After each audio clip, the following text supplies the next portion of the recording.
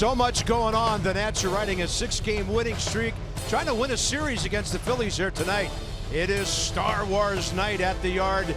We've got robots, we've got warriors, we've got characters all over the place.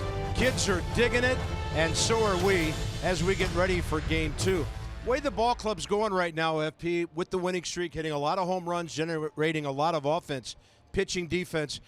You just kind of can't wait to get to the ballpark, and I know as a player it's the same thing. Yeah, I mean, they've won 7 out of 9. They've outscored their opponents 59-25. It's warmed up. The weather's warmed up, so is the ball club. We're excited what we're seeing, and hopefully it continues here today. Well, it gets going with that guy at the top of the order. Bryce Harper now has hit 2 career first-inning leadoff homers after never having one. His power just ignites this entire ball club. Well, he's getting pitches to hit. Let Bryce play. Dave Martinez, with the genius move of the year, shook up the lineup, put Bryce Harper at the top, and the results speak for themselves. He leads the National League with 12 home runs. He's got 28 RBI. That leads the league. But get this, Carp.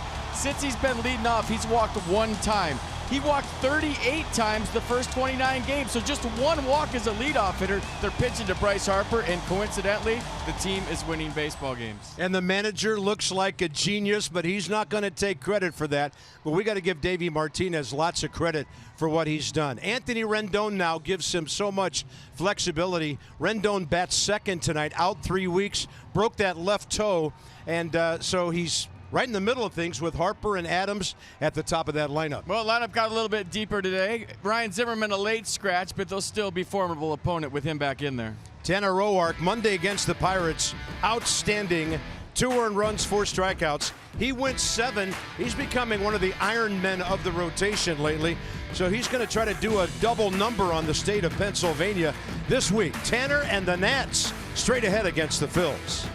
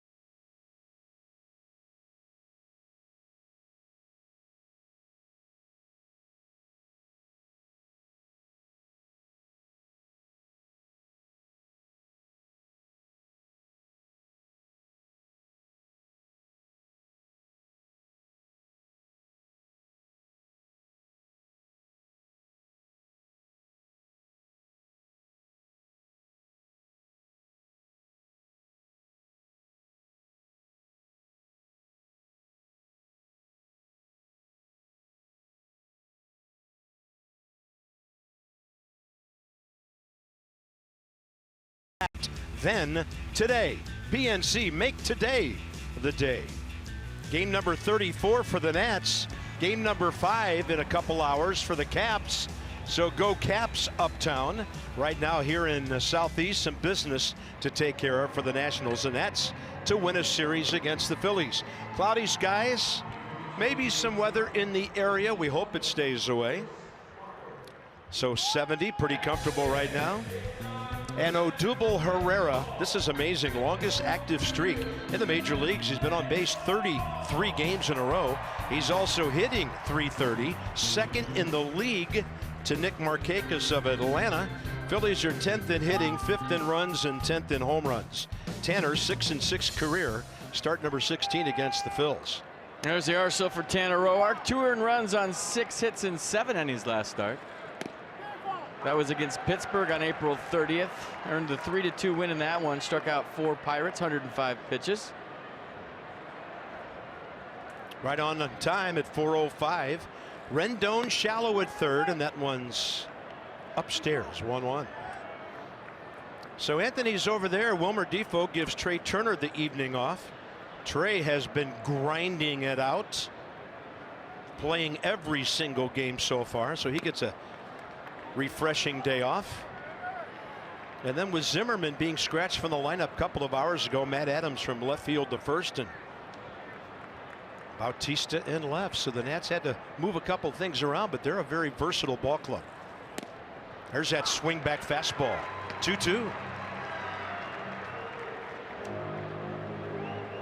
Davies Ball Club 17-16. Game back of the Phils, game and a half back of the Mets, 3 back of the Braves.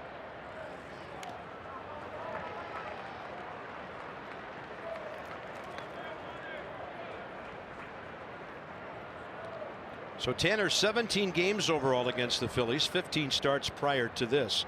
6-6, the ERA 3.96. Cesar Hernandez 7 for 26 against him, trying to drop one into the outfield and right in front of Andrew Stevenson, who's in left.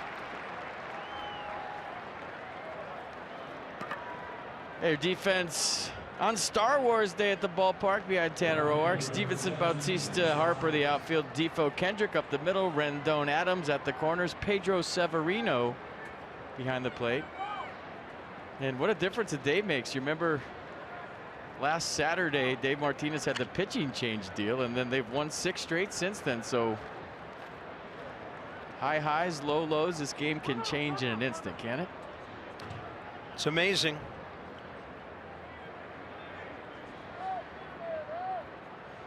A little delay for Rhys Hoskins to get into the box. Yeah, don't forget him. That guy's back. Tony Two Bags. He was Tony Toebags while he was on the DL. That's terrible. Be here all week. Through tomorrow anyway. Mike Michalensky, 13th year. Sean Barber, the crew chief, is Mike Winters. He's out at second. Rob Drake, third base. Hoskins hitting .284. And Tanner Roark gets the outer half.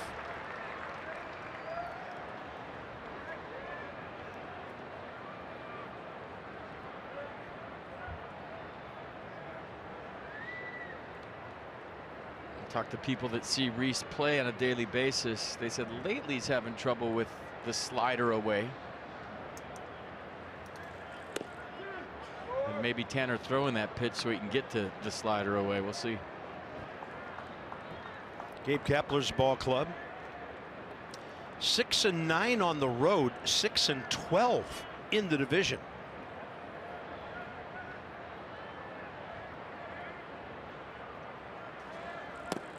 There's a slider away. So that fastball in to set it up. Fish ain't biting. Good take by Hoskins.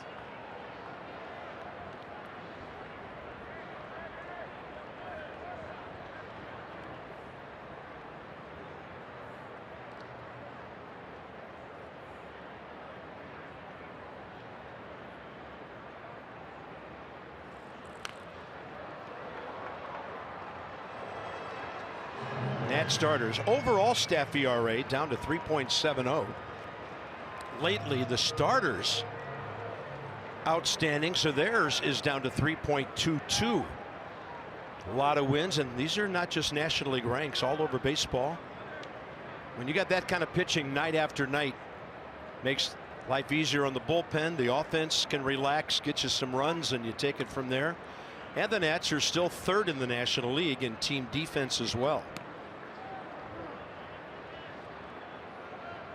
Hoskins has a .431 on base percentage.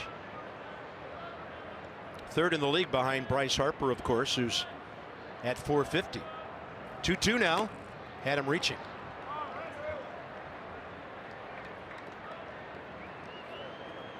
Guys who get on base a lot. Nick Markakis is really having a good couple of weeks for the Braves right now. He leads the league at 333. They host the Giants about 3 hours from now.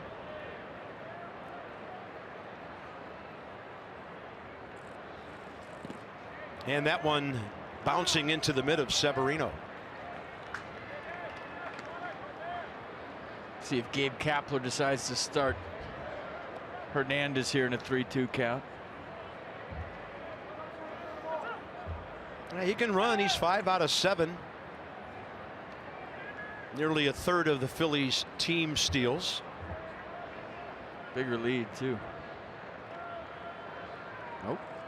Holding, and that ball is crushed to center. 2-0 Phillies.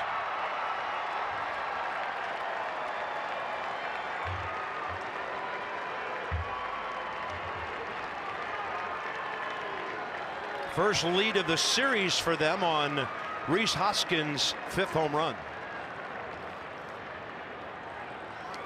Well, 3-2 fastball from Tanner Roark tailed right back to the outer third. He started it off the plate, and Rhys Hoskins all over this. Looked like he kind of abbreviated his little leg kick for a minute there. The last 2 pitches, caught one out front and put his ball club up by 2. Nice swing by the Phillies left fielder. Here's Herrera. Odubel takes a strike.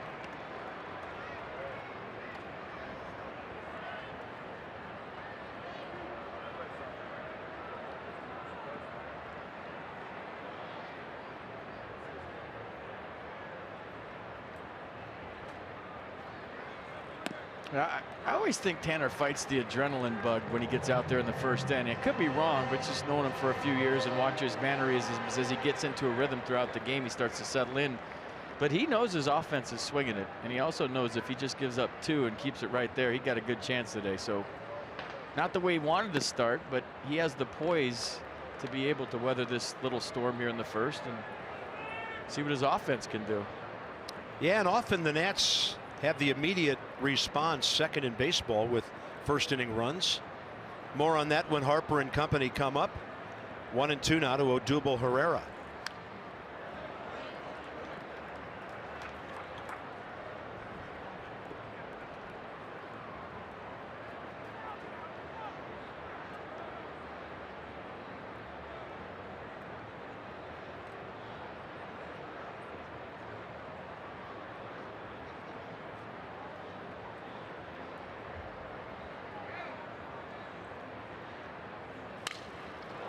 Bats fair, balls foul.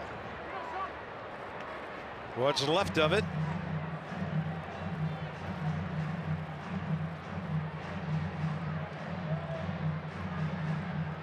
Bryce hit a home run just like this in New York. It was like 20 degrees below 0, I think. Yeah, a little shard going right there, a little toothpick.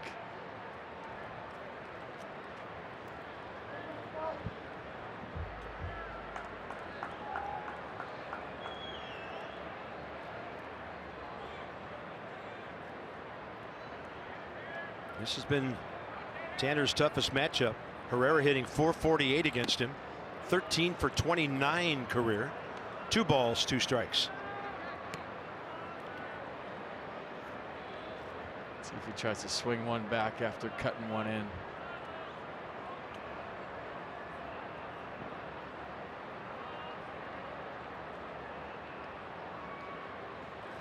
Swing and a miss. He pulled the string on a curve. A beauty. And on Tanner's 20th pitch, he gets that badly needed first out. So opponents hitting 176 against the Tanner Roark curveball so far this year, and a nasty one there to Odubel. Maybe he was thinking about that fastball in. Front shoulder flew out, couldn't stay back for the curveball. Good pitch for the first out here in the first. Next up, the Philly first baseman, Carlos Santana. They're hoping he's showing signs of life. Double and a homer here last night. Double was not hit hard. That's the ball on which Ryan Zimmerman dove and couldn't reach it. And then he homered to straightaway center.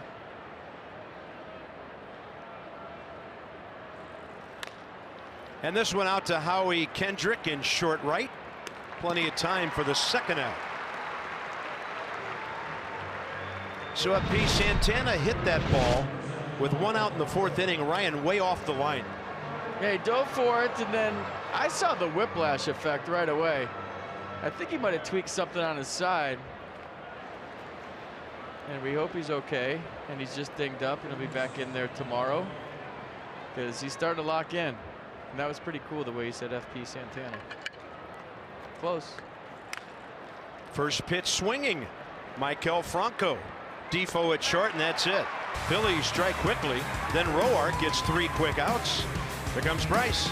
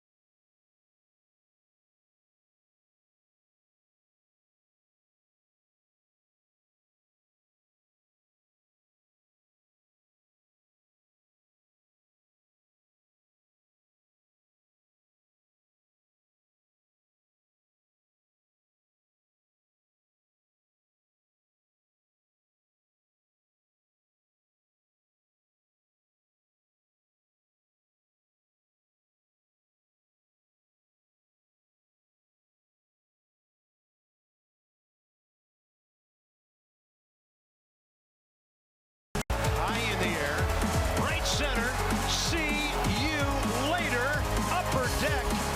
Number 10 from Louis leadoff.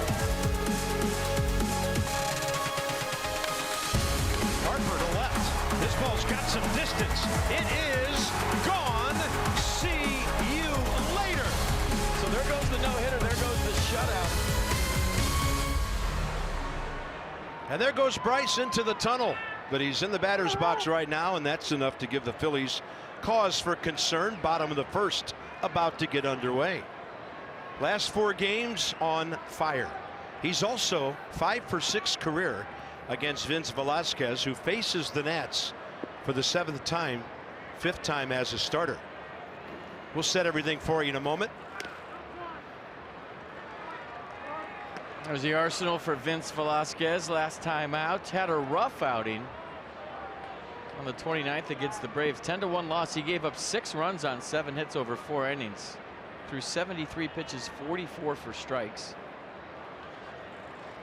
And the Nats didn't hit on the field today, Carp. I was going to ask Bryce why he went down the tunnel.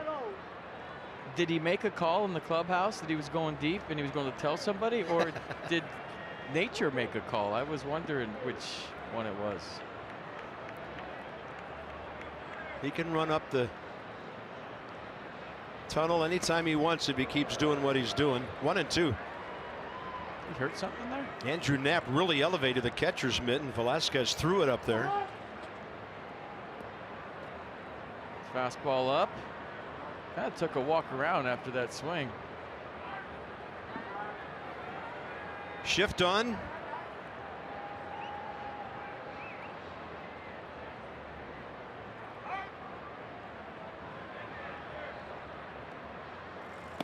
And a swing and a miss. Velasquez dropping one down and away. And the rest of the lineup has Anthony Rendon coming in, then Matt Adams, our post-game guest last night. He's on fire. 12 for 27 his last 8 games. He's hit 5, driven in 13, scoring 10 runs over that time. So Howie bumped up to cleanup with Ryan Zimmerman scratched. Everybody else got bumped up as well. Stevenson to 5th, Severino to 6th, and then Bautista inserted into the lineup ahead of Tanner Roark. And of course, Nobody's going to touch Wilmer Defoe the way he's batting down there in that number 9 spot. A lot of protection on that front foot, as you would imagine. And it's good to see Anthony Rendon back, isn't it? He had hit safely in 12 of the 14 games in which he played to start the season. And if I remember correctly, FP, the time when he hurt the foot, he was really starting to come around with the bat. Bit of a slow start, but his batting average was .286 when he got hurt.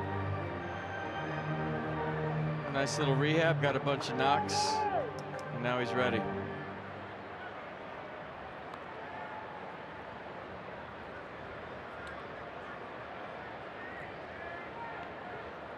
Oh, 2 with 1 out. And if you want to have ideal hitting conditions on a ball game starting at 4:05, we've got them right now. Yeah. Cloudy skies, no shadows. Stadium lights on.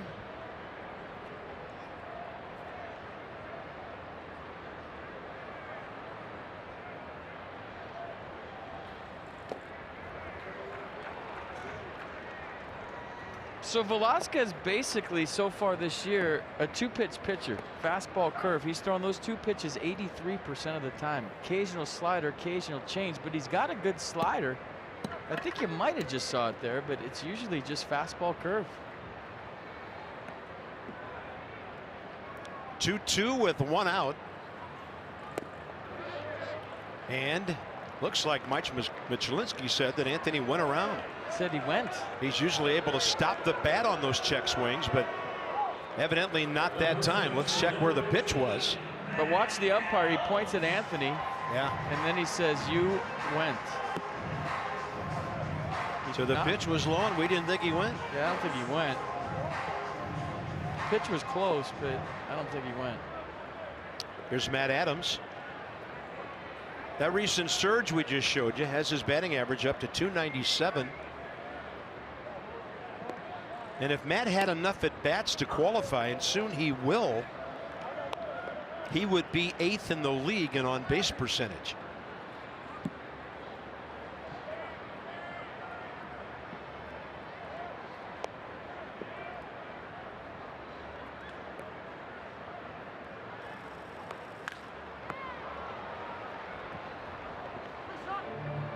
The Phillies defense today behind Velasquez, Hoskins, Herrera, Williams the outfield, Kingery, Hernandez right up the middle, Franco Santana hanging out on the corners, and Andrew Knapp, son of my former teammate Mike Knapp and good friend.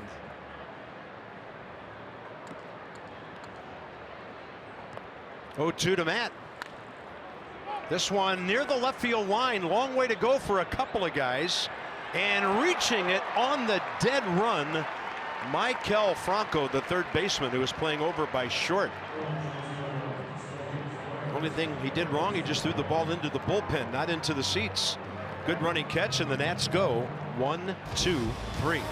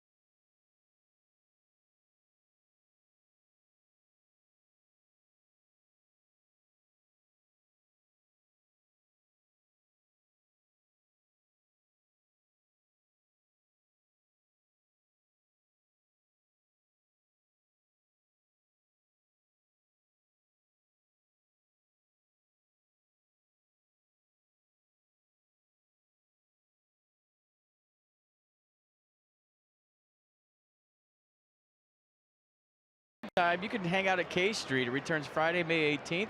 Just $39. You get your K card, exclusive K Street T-shirt. You can cheer on the Nats from a field level seat as they take on the Dodgers. Visit Nationals.com to get your K Street tickets today.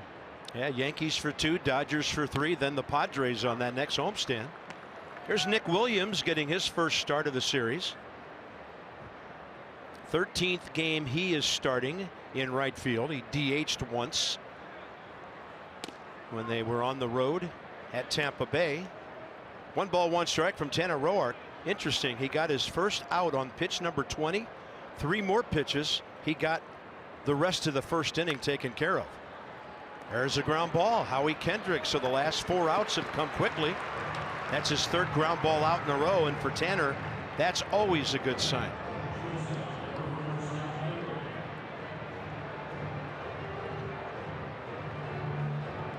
Next up, the shortstop Scott Kingery. They have their pitcher batting 8th tonight. Nick Pivetta batted 9th last evening. Velasquez on deck here with 1 out, top 2nd.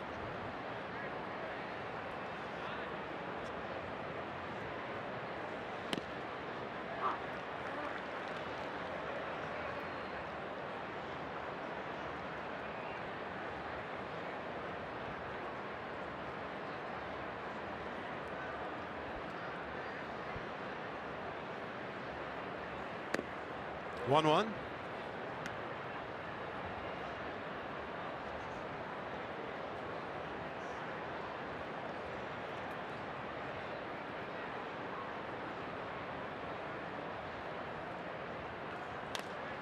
Reaching out and trying to drop one into right center, and almost a carbon copy of Hernandez hit the other way last inning. So Kingery aboard after going 0 for 4 last night.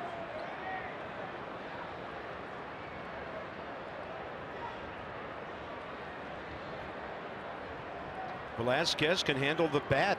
3 for 9 with an RBI this year. He has 17 big league hits and 73 at bats. Yeah, I remember him swinging real hard last year. Let's see if my memory's correct.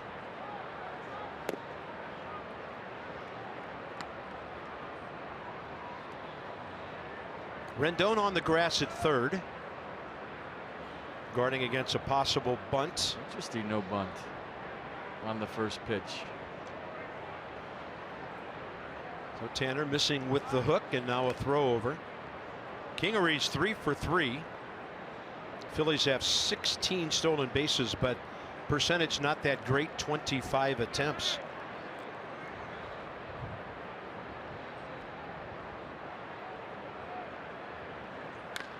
Hot shot, Howie Kendrick to Defoe, and the 4-6-3. And I'll tell you, Velasquez got down that line. Nats had to hurry to double up the pitcher. Tanner Roark has what he needed, a quick top of the 2nd.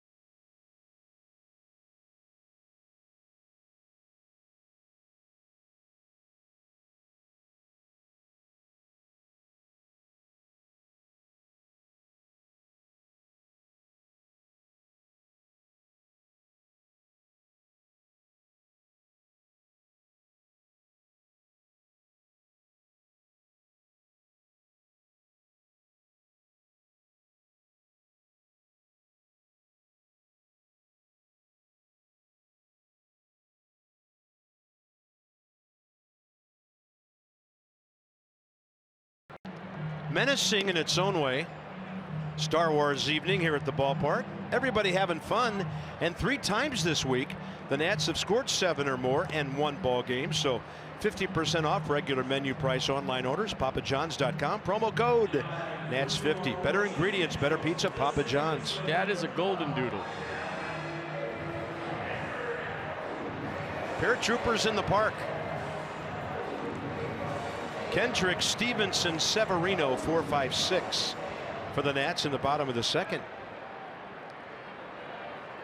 Velasquez, a quick first inning, 12 pitches, 9 strikes.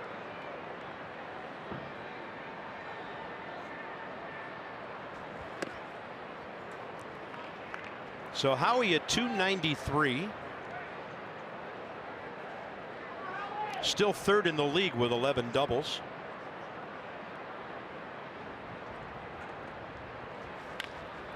And a 2-hopper that Franco had to lay back on.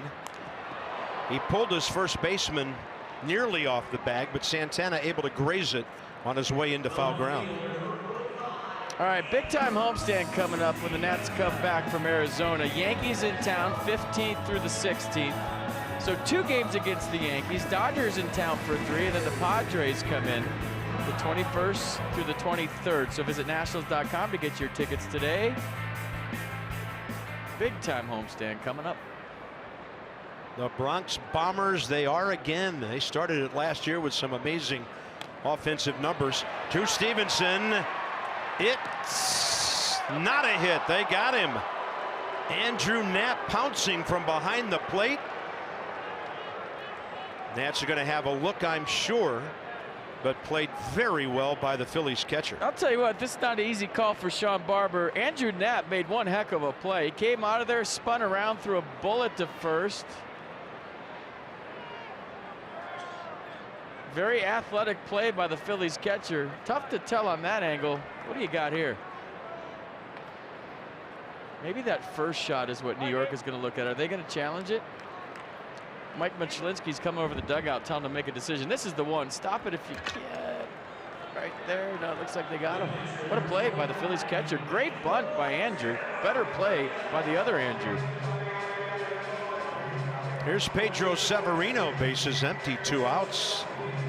So the Phillies came into this one tonight wondering which Vince Velasquez would show up. The guy with a 2.41 ERA, previous 3 starts. Before the last 2 that FP talked about, when his ERA was 10.38 and he'd been shelled. Strike to Severino with the heater.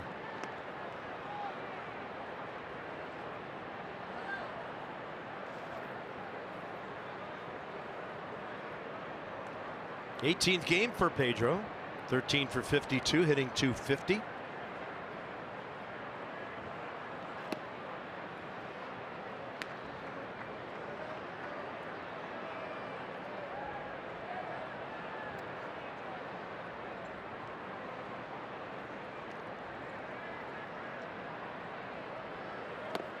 Two and one.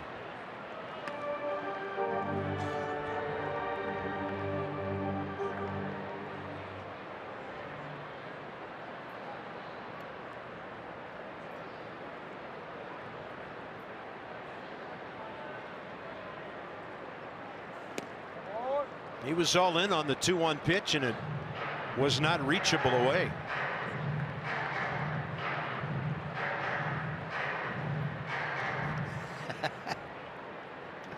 Boba Fett. Severino trying to save the planet.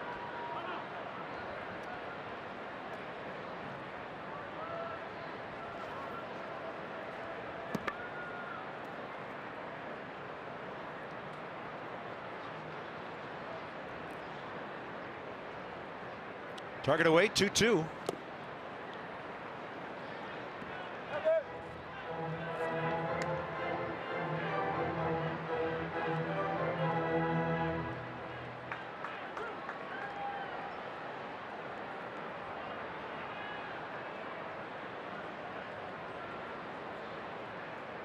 Nats would love a base runner here. And they'll get it on the walk. As Severino walks for the 7th time. That'll bring in Rafael Bautista. What little we saw of Vince last year, it seemed to me that as a young pitcher, he went real hard, real quick, almost like a boxer punching himself out early. You know, he was 95, 96 last year when the Nats saw him. He's 92, 93, but his fastball so far, and I know it's early, seems like it has some good late life, some high spin rate on it once it gets toward the hitter. I also remember some real high pitch counts for the innings that he threw. You know, generally speaking, if you're a two-pitch guy, they have to be 2+ pitches to get through an order 3 times. So we'll keep an eye on that, and so will Gabe Kapler. Rafael Bautista, only 3 at-bats in 7 games, mainly a defensive replacement, occasional pinch hitter. He hit .429 in 10 games at Syracuse when the Nats called him up.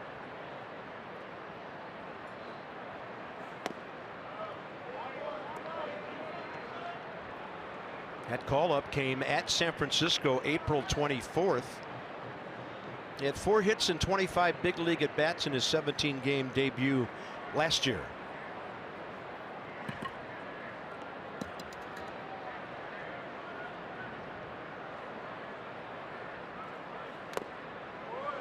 One ball, 2 strikes, foul tip. Well, that might have been the slider. Pretty good one, too. Nats, of course, again batting the pitcher 8th, so Bautista trying to keep this inning alive, get the lineup to Tanner Roark.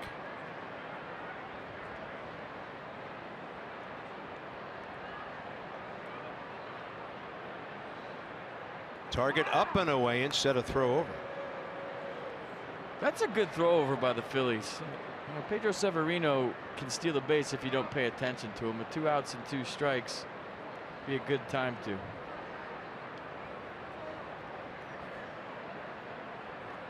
But only if they're not paying attention to you.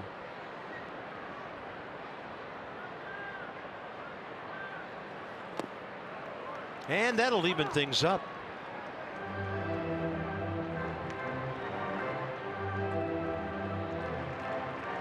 Bautista, not a power guy, 11 minor league home runs in 5 years, 227 stolen bases.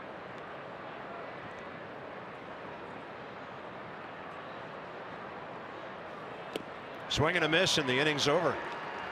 Velasquez 3 Ks in 2 innings. He's only given up 1 walk. Phillies on the homer by Hoskins lead 2-0.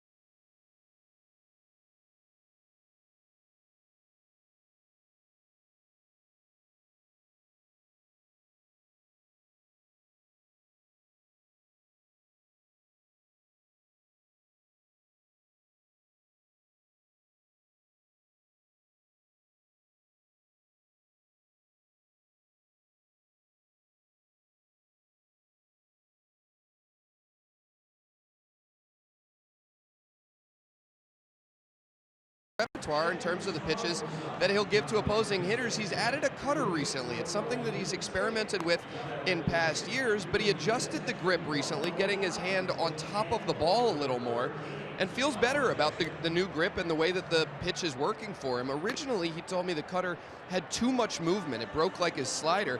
He wanted it to be more subtle and on the same plane, the idea being his two-seamer runs slightly away from lefties, and this would look the same for a while, and then cut into lefties. So he threw about 10 of them his last start out against the Pirates, mostly to lefties, but also backdoored to a couple righties, and he felt pretty good about it. So expanding his repertoire, guys, trying to get better and give lefties predominantly a different look. Well, today, a little rough there in the first inning, but Tanner this year has the second best decrease in opponent's batting average of any pitcher in baseball to Patrick Corbin of Arizona. Well, the best cutters are the ones that you can't pick up as a left-handed hitter. They're subtle. They just change lanes right at the end. It's hard to see the rotation. You can see rotation on a slider because it's spinning more, and you can pick up the dot. But if you have a good cutter, you go to swing, and that's it right there. Just subtle late at the end. It'll get right on your hand. So, but the slider's been working for him too this year. Opponents are 0 for 20 against Tanner Roark's slider. Wow. 1-1 to Andrew Knapp, the catcher.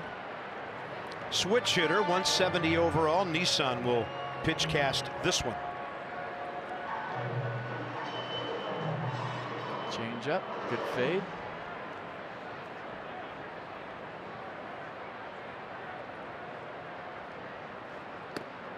All right, that swing back heater. So Tanner comes in with an opponent's batting average of 194. Last year, 254. Corbin last year, 276. This thing this year, 163. He's had the most dramatic change of any pitcher in baseball, and Tanner's right behind him, and there's that fastball that looks inside to the lefty and then punched him out. Strikeout number 2. Front hit, front door, whatever you want to call it. The sinker from Tanner Roark. And how many times you see lefties put their arms in the air? Watch the late movement. Oh, it's going to hit me. It's in. And look at the late movement coming back. And the body language from Tanner Roark, kind of wishing that thing back in the strike zone. Good pitch. So first time through the order, 8 out of 9 first pitch strikes. Phillies go 6 for 9. Double play erased the most recent runner. So here's Hernandez, who dropped a flare into left field first time up.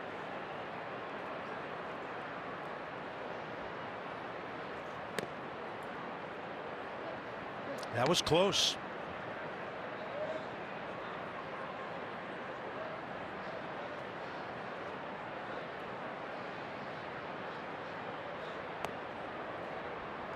And the changeup stays down and away.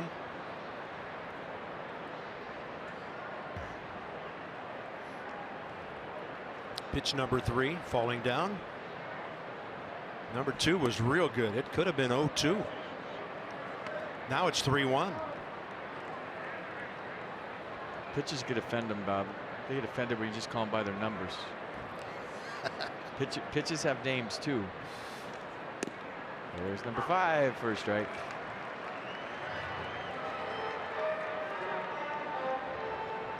Seriously, they're sensitive. I know relief pitchers are people too. We've seen that t-shirt. 3-2. Got him. Tanner Roark at 91, 2 Ks in a row. So his last 3 batters, double play, strikeout, strikeout. Ran it back again, and this time Cesar Hernandez couldn't wait around to see if it was coming all the way back. It might have been in, but you can't take a chance. Starting to get into a little rhythm here. Settle it into the ball game like we've seen him do so many times. So he rematches with Rhys Hoskins after the first inning homer in 5 plate appearances and make it 6 when he stepped in. That was his first hit against Tanner Roark career.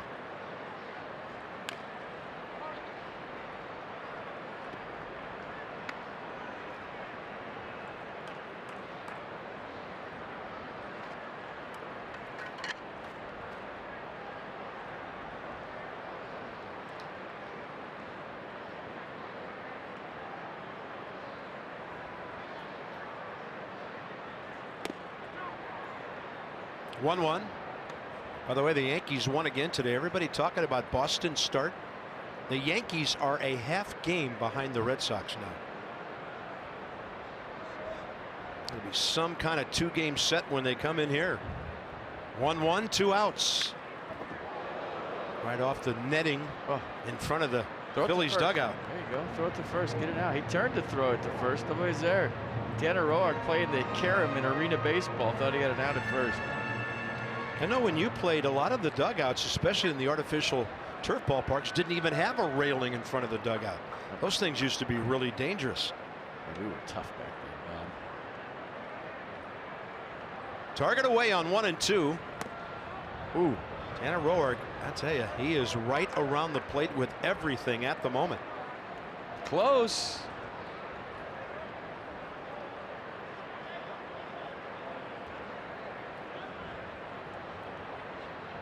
Wide zone last night, tight one today.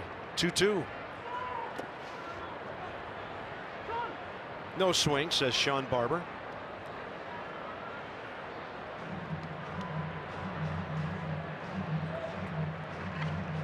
Something little right there, but for you younger catchers, always appeal the call before you get the baseball if it's near you. So many times you see catchers run and pick up the ball, then appeals too late. You got to get them thinking quick down there. So check it, then go get the ball. And if he said yes, throw him out.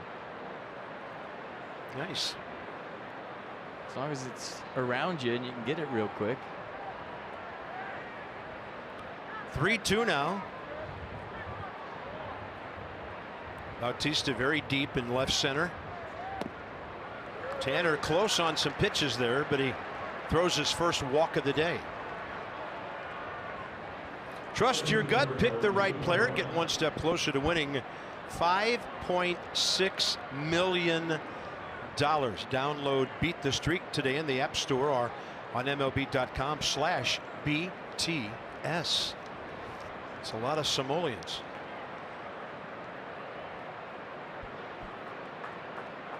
Here's Odubel Herrera. A Roark nemesis, but Tanner struck him out the first inning. Got a real good feel for the two-seamer. Keeping it down. It's got a nice rhythm going. Maybe that zone expands a little bit as he goes along when he keeps doing that. Possibly. That's an ump by ump basis, but generally speaking, yes. I don't know, though, with the boxes now. I think umpires tend to stay in that box, Carp. They get graded on that. So back in the day, you're right. You're throwing strikes. I'm looking for strikes with you. But when I'm getting graded on missing calls out of the box. Pitch number 51 coming.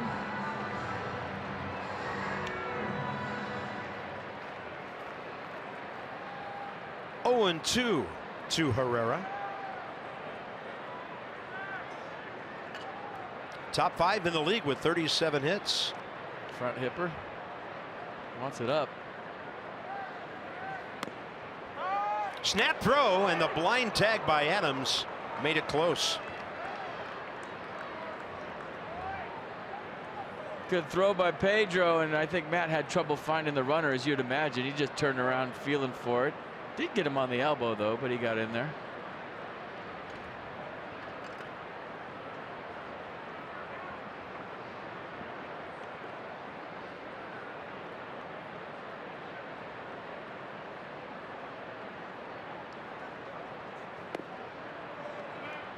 So that was a 1-2 changeup.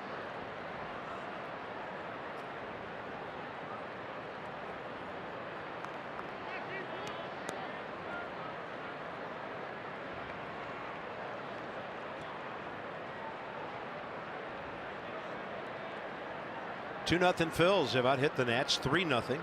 They have a walk here in the third. Infield pretty straight up on Herrera. Outfield around to the left, especially Bautista.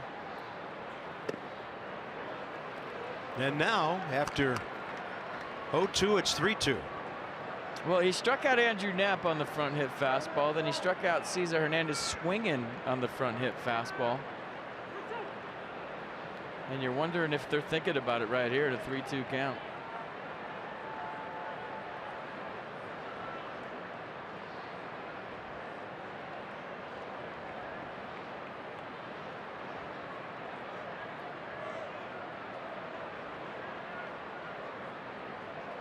Runner on the move. Wow. Threw it. Must have been high. And Pedro Severino sitting there with the ball in his hand for a while before he threw it back out to Tanner Roark. Pitch cast, liked it. Odubel Herrera shook his finger at it. Watch. No. We've seen him bat toss after walks when he first broke in a couple years ago. He was putting on a show out there. Probably shaking his finger because he knew it was close. He's now walked 22 times career against the Nats, and here's Carlos Santana. That's his on-base streak too. 34 games now. Yeah.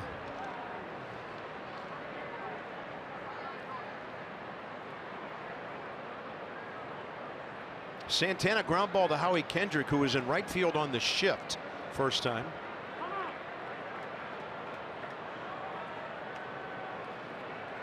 Yeah, the on-base streak ties him with Bobby Abreu and Pat Burrell at 34 games in franchise history. That's since 2000, since they started keeping track of it in Philadelphia, or period.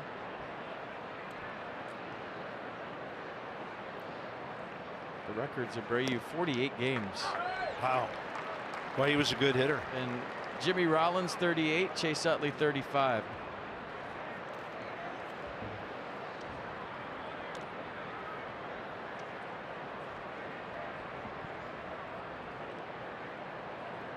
He was a good hitter. Real good hitter. 1-1 with 2 outs here. Now that had him way out ahead. Low 70s on the curve. It's a 12-6er. Straight up, straight down.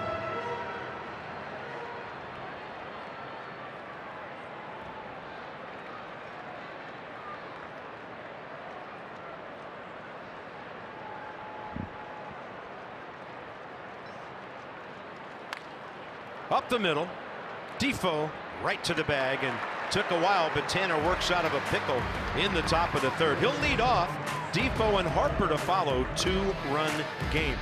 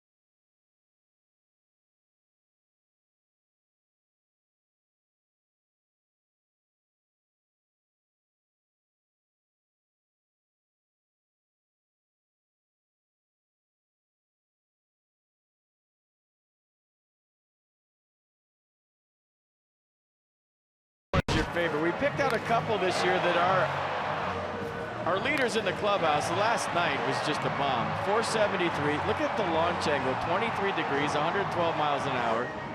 And then this one, April 16th, his first at bat of the series in New York, his 8th home run of the year.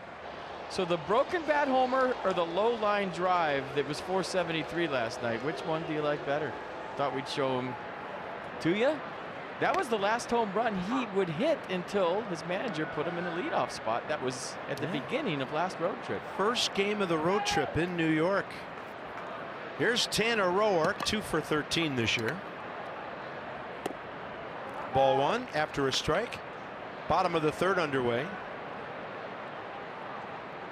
I mean, if you were down low last night and you were in the ballpark and you saw the trajectory of that, we can't tell up here. But that would have been some kind of sight to see that homer Bryce hit last night. How low it was, how quick it got out of here, and how far it went. I'm being tugged both ways on these homers. The trajectory of last night and the sheer astonishment we all felt when he broke his bat and hit it out of Citi Field. But low ones usually don't go 473. That's. Oh, he didn't mean to do that. That was a curveball. So the Nats get a break with Roark aboard. He was behind in the count, and the off speed got him. Tanner got to first base and probably said something to the effect that you can't hurt Steele. Little chuckle with Tim Bogar. Hey, Nats need base runners. First time in Tanner's career he's been hit by a pitch. Here's Defoe. Nationals still hunting that first base hit.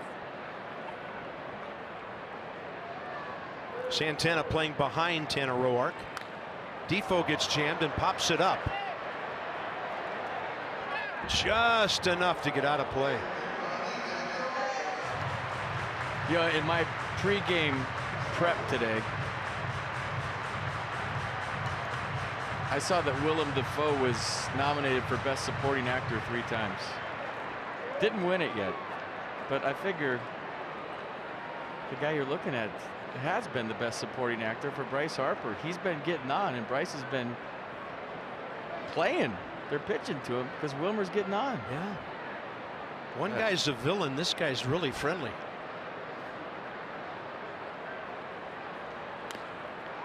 One was for Platoon, one was for Shadow of the Vampire, and one was for the Florida Project. This is the Bryce Harper Project. So Wilmer, 6 walks and 7 hits during that streak. On base percentage is up at .394 now, and he's hitting .289.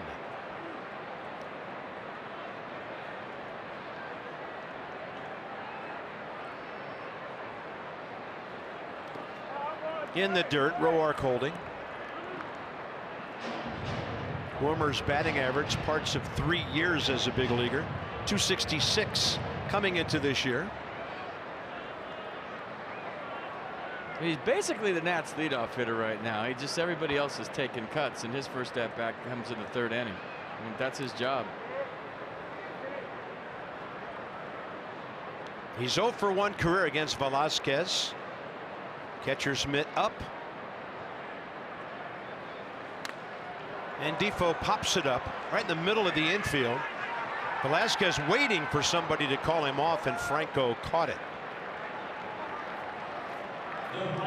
Inside the Numbers presented by PNC. Make today the day. So since the start of Bryce's rookie year, most games with 2 homers or more. Harper 17. We'll see Giancarlo when the Yankees are here. Miguel Cabrera, probably the next major leaguer to 3,000 hits after Albert Pujols did it last night. And Manny Machado has many great days ahead of him. Some young guys on that list.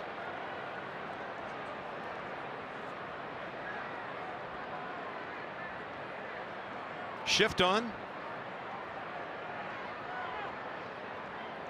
Velasquez mixed it up pretty well first time to strike Bryce out. Set up the curveball for strike 3 with a high fastball for strike 2. See what they do here. Harper still 5 for 7 career against him. First pitch, they want it up.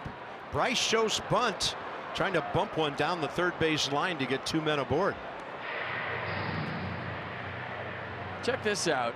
First 29 games, 1 walk every 3.45 plate appearances. He walked 38 times in the first 29 games. The last 4 games as a leadoff hitter, he's walked once. Unbelievable.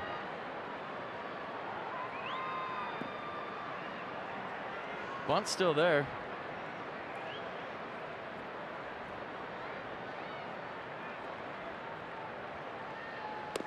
He was set to hack, and it was outside. 1-1. But everybody at home wants to see a tater, and so do we. Why not? Let her rip.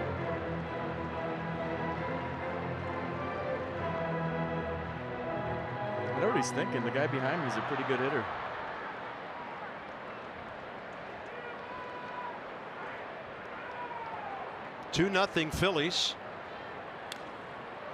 Strike 2 to Bryce. See the balance after the swing. He just right where he started.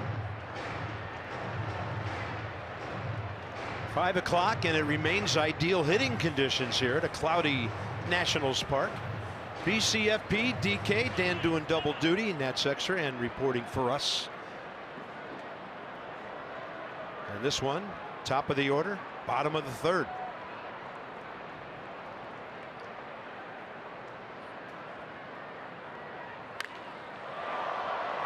Bryce hit it extremely hard. It's straight up. Out into center. Odubel Herrera for the second out. You talk about just missing one. Give me the launch angle on this. It's probably in the 50s. Straight up, just missed. Staying behind this one. 56-degree launch angle, they're telling me. Have a wedge for that in golf. That was up there a while, too. Anthony Rendon struck out first time. 1 for 11 career against Velasquez. That one hit a homer. 3 RBIs attached.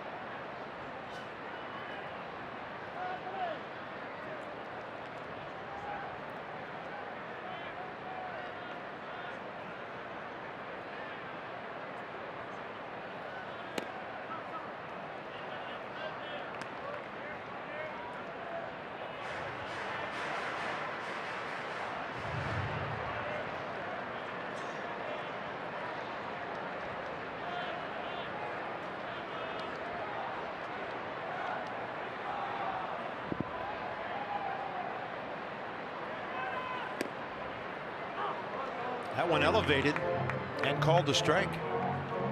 Mercedes-Benz pitch cast.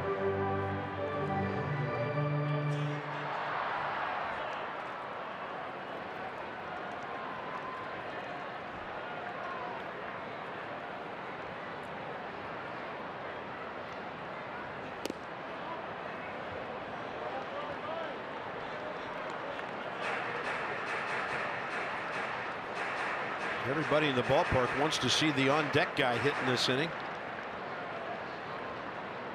Including that guy? Yes, sir. Davey Martinez, number 3 man. Matt Adams next.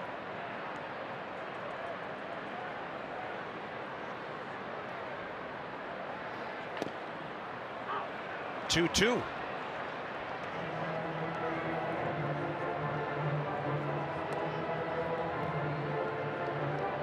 Left foot heavily guarded here.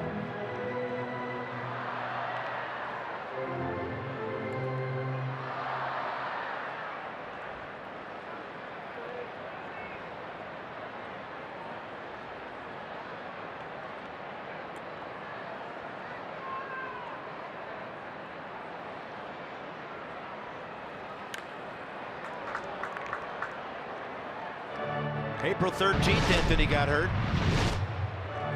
Yeah, we're always wary of these because Nats in the past have had tough luck fouling balls off their feet. So we saw this and we said, ooh, hope that's not more than it seems to be, and it turned out it was. He had already been on base 3 times that night against Colorado. That's a shame. He was really warming things up. 2-2 now. Way outside, and this gives Tanner Roark a head start at first.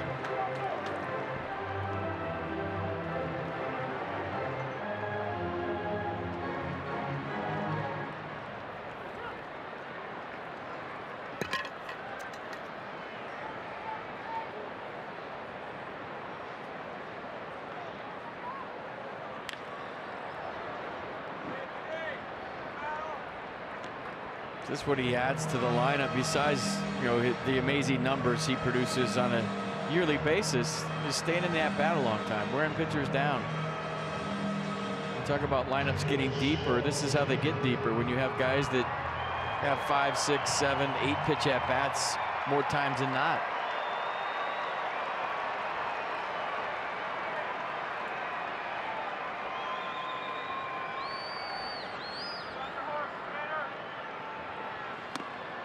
Great at bat by Anthony Rendon. He's aboard with 2 outs. And Matt Adams represents the lead run. Let's check out what he did last night one more time. Got on base 3 times. He walked a couple of times, but in the second inning, he had his 7th tater of the season. Somebody's screaming in the background there. Middle of the upper deck. And then how about hit a tater, rob a tater? Doesn't happen too many times. StatCast had his vertical at 41 inches right there. The same as Saquon Barkley. I made that part up, but okay. He robbed the home run. I'm like, how rubbery is that warning track out there? Hey, we asked him after the game where that ranked in his defensive accomplishments as a major leaguer. He said right up there. I mean, he's a first baseman. He went back to the ball, reached up, and robbed the tater. It's so cool. Getting to play first base tonight after Ryan Zimmerman was scratched. So Adams, that foul out first time, they were in the shift, they still are. Franco had to run a long way in foul ground to catch it.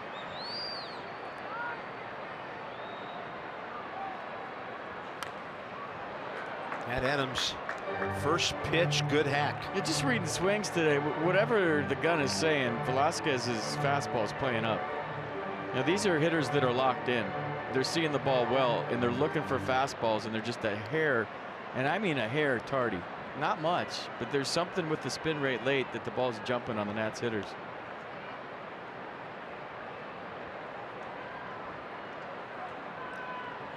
Andrew Knapp has had his mitt up over his helmet a lot today.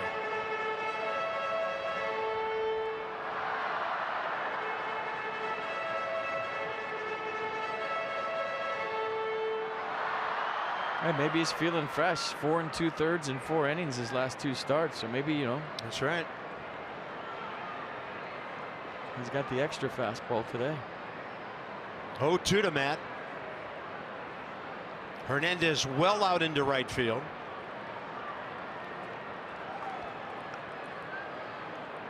Nats have won 7 of 9. Look at the homers.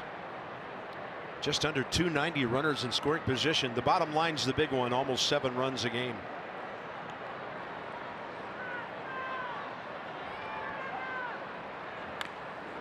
The bottom line's a temperature. 9 games ago was a day game on Getaway Day in San Francisco. They scored 15 runs on a 70-degree day. Every game this homestand has been warm weather. The weather heats up, this team heats up. It was a tough April on the East Coast for everybody, but if you've ever tried to do it, it's not easy when it's 30 degrees, 40 degrees, the wind's blowing in your face. So I'm not shocked at all that this team's starting to lock in. 0-2 battle continues here.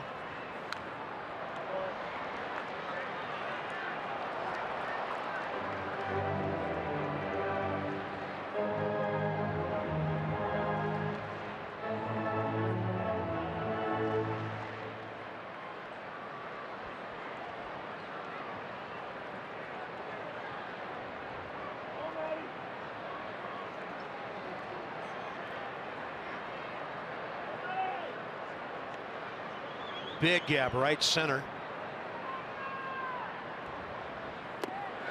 He went, and that's it. Through 3 innings, Velasquez, lots of pitches, 3 base runners, but the Nats haven't been able to get a hit.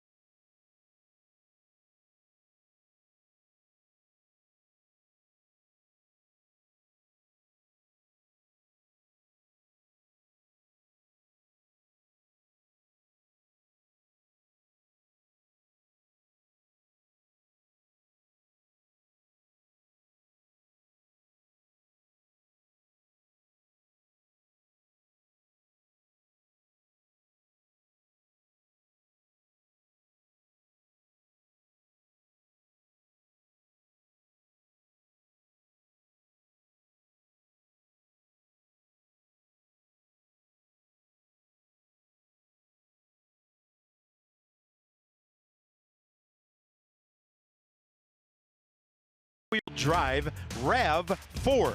Toyota, what drives you? Visit buyatoyota.com for great deals. Cinco de Mayo here at the ballpark. Cloudy day, 70 at game time. Pretty comfortable. And the surprises keep on coming from Davey Martinez and his staff. FP, we had fantastic music at the ballpark this morning. We did. Happy Cinco de Mayo from Nats Park. Those guys were inside the clubhouse earlier. Guys were dancing to the music, and then they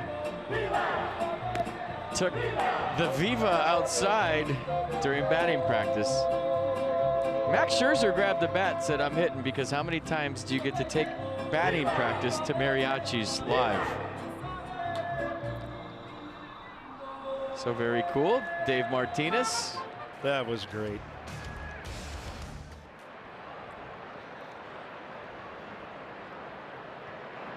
I'm sure it was their biggest venue ever.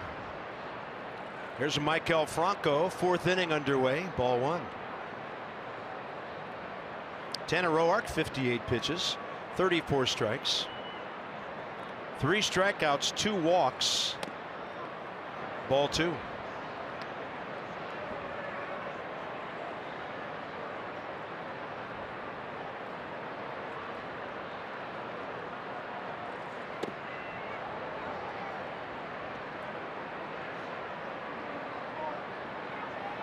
So a mixed bag for Tanner. The bloop and the blast in the first inning.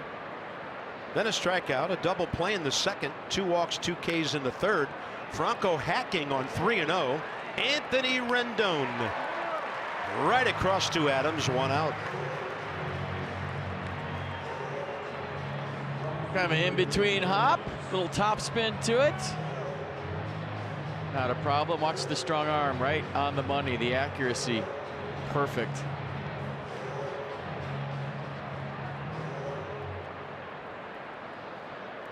That's a bullet from down under.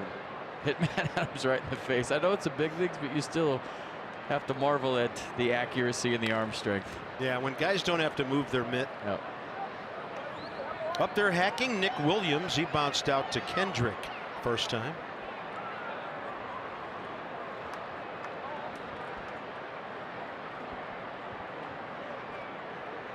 Nick Williams, 24 years of age. One of the players they picked up in the Cole Hamels Jake Diekman deal back in July of 15.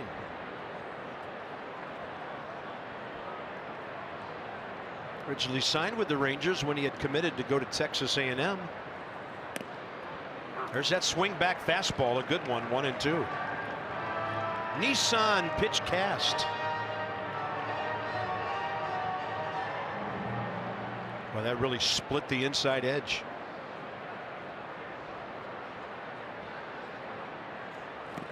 And he goes breaking ball in the dirt for the strikeout.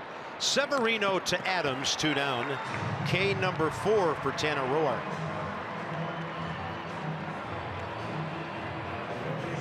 Our Fios by Verizon Expo show you the curveball from Tanner. Check out the spin on that.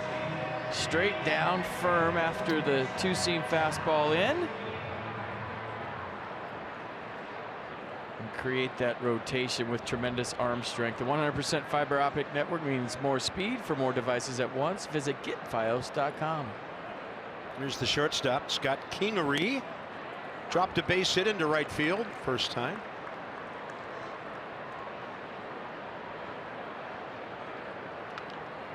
We haven't been to Philly yet, but I would imagine the young man in the batter's box could become a fan favorite. That's a town that likes their players that play hard and get dirty. Plays all over the place. We'll see. I like him a lot. He's only 24, second rounder 3 years ago.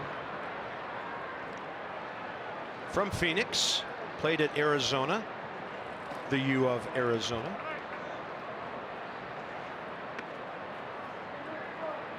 And as we mentioned last night, a Pac-12 Player of the Year and an All-American.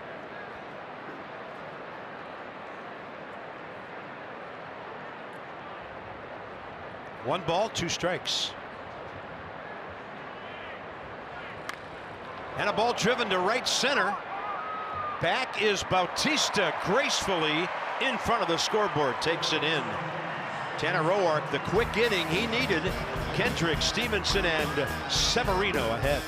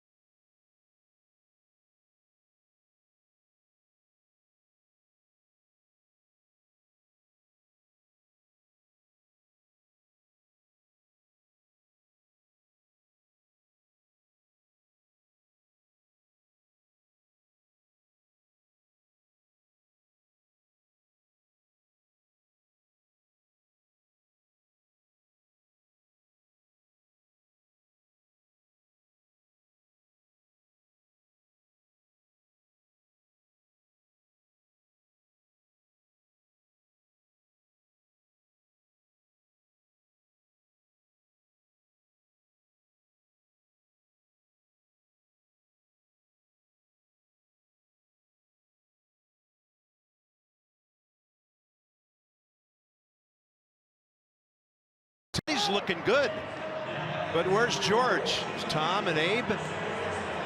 There's George. Not sure what he had in mind there. He fans as Abe gives him the spin move.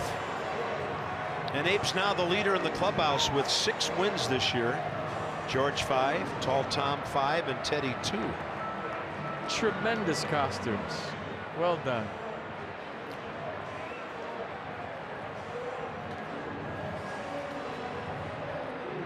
That guy's following you home tonight down 395. Take the quickest exit. They're telling me that's Boba Fett. And the reason they're telling me is I have no clue. Menacing, very menacing. It's a word we use a lot on Star Wars days. Howie Kendrick to left, and it stays up enough for Rhys Hoskins to get there. He's somewhat like Matt Adams. He's a natural first baseman, and he's playing left field. Well, it's about time to change seats after that. I mean, nice play by Rhys Hoskins. He's got a home run. Now he robs Howie of possibly extra bases, and he's checking his cheat sheet to see where he's supposed to stand against Andrew Stevenson. On the back side, it said great play. Now go play Stevenson straight away. Andrew tried to bunt first time, and had he pushed it 2 or 3 more feet up the third base line, he would have beaten it out, but Andrew Knapp pounced. And when a guy's got a no-hitter going, you never know when a play like that might be big later. Oops, did I say that? I can tell the way you emphasized it, what you were doing. Rhys Hoskins last night reached the equivalent of 1 full major league season. 81 games when he played here last evening.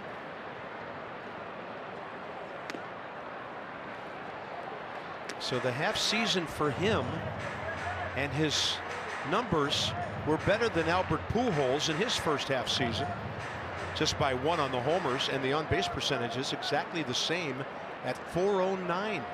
Willie McCovey's on that list, and so are a couple of Hall of Famers, Frank Robinson as well. So Stevenson running hard on the 2-hopper to Hernandez. 2 outs in the 4th. Pedro Severino is next. All right, Sunday, May 20th. This sounds like fun. The Nationals and Harris Teeter are teaming up for Kids Superhero Cape Giveaway when the Nats take on the Dodgers at 1:35. First 10,000 fans ages 12 and under receive a superhero cape. Plus, they'll be able to take flight around the bases after the game. Visit nationals.com to get your superhero cape. They want one. They have their gloves. I love it. Severino goes up hacking. Off to the right it goes.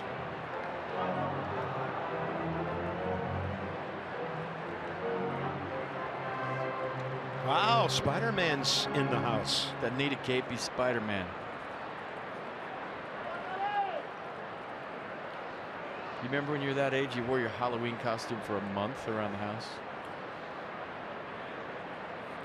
And then by the time Halloween got there, it was just thrashed. Or at least a few weeks before Halloween. Then you win as a bum. He's not taking that out. He got a ball too. I love it. That's a game ball. See how it's That thing's really been used. Mississippi mud on it. 1-1 to Pedro. Ball 2.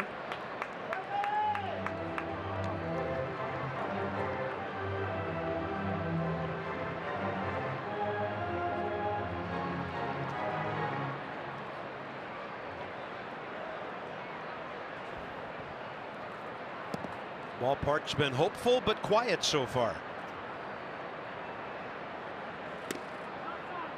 Outside, says Mike Machlinski, and it's 3-1 to Severino, who walked his first time. Rendona's walked. Tanner got hit by a pitch his first time. That's been it for base runners.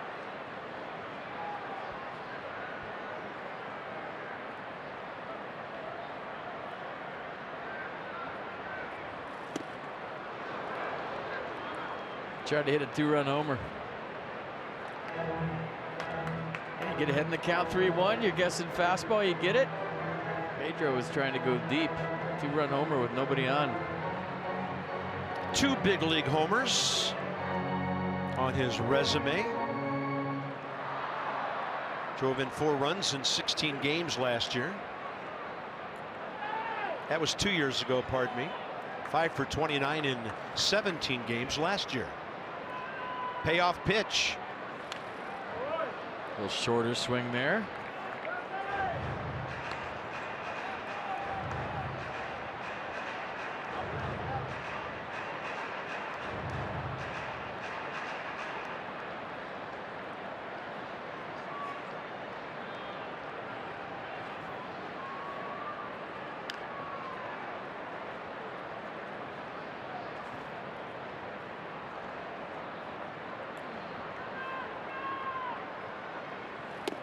Pedro Severino is on for the second time.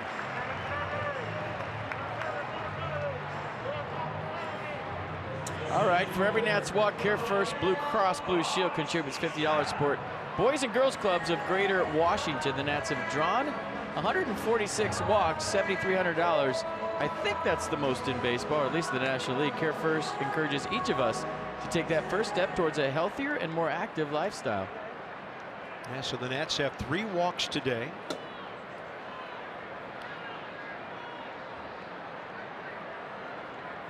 And it's it's a pretty big advantage. Got the Phillies at 131 coming into today as second behind the Nats. And they've walked a couple times. There's Rafael Bautista.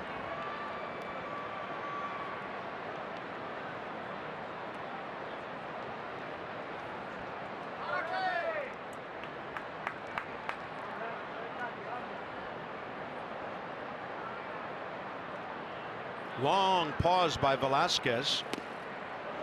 0-2.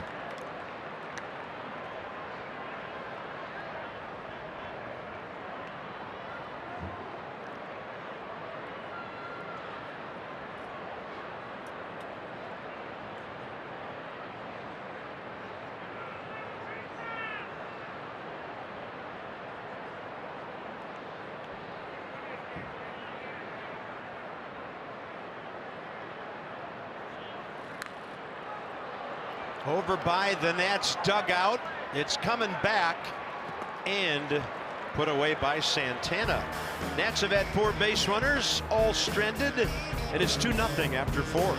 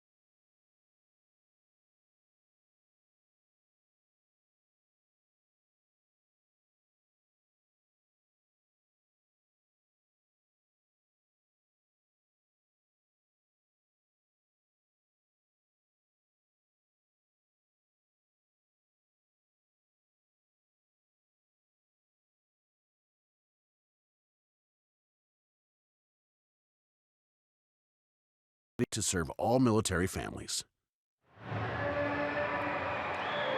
Top of the fifth coming up. Skies a little bit darker at the ballpark. And let's have a look at the upcoming schedule. Max Scherzer, Jake Arrieta tomorrow. Will the Nats be going for a sweep, or will it be a rubber game? Then it's on to San Diego a little earlier on Wednesday night. And then you're seeing the first of 4 at Arizona next weekend. Now, we'll have every game on the road trip up until Saturday night. The Sunday night game, ESPN will have it. The Nats at Arizona a week from tomorrow night. And Max, in his career against the Phillies, 9-1 with a .258 in 14 starts. Thursday, can't wait. Velazquez, Knapp, and Hernandez for the Phillies. Top 5.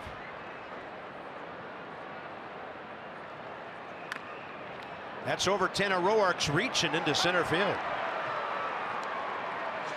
Told you Vince Velasquez can handle the bat, and FB, I was so impressed by how he made a double play ball 3 innings ago, really close at first base.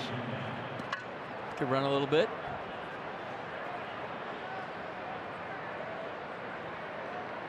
He now is 4 for 11 this year.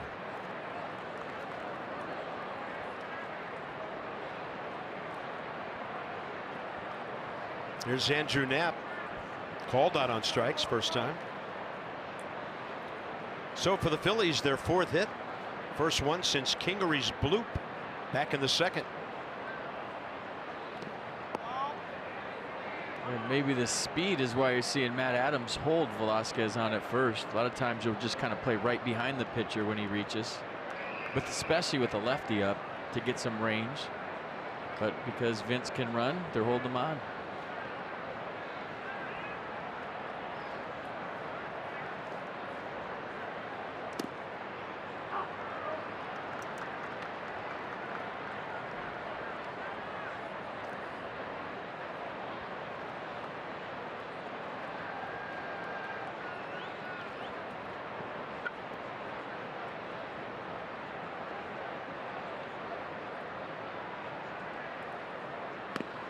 Pitch up, another throw down there. And Matt Adams catching a low throw.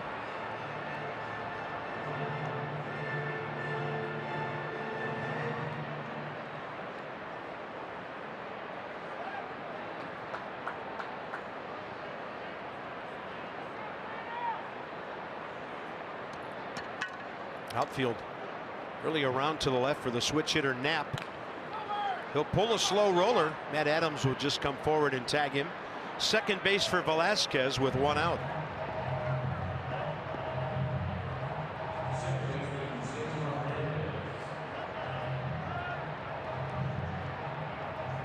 Top of the order, Cesar Hernandez. I think he's talking to Howie Kendrick about the ball that Howie hit off him, and they're having a little chat out there. Former teammates, right? Howie in Philadelphia last year, catching up with his buddy at second. If they're real close, he should walk over there and say, hey, guess what? Hey, what? How you doing? You got a no-hitter going. That would be mean and really convenient. Yeah, Howie hit .340 for the Phillies before they traded him to the Nats on July 28th. Check swing.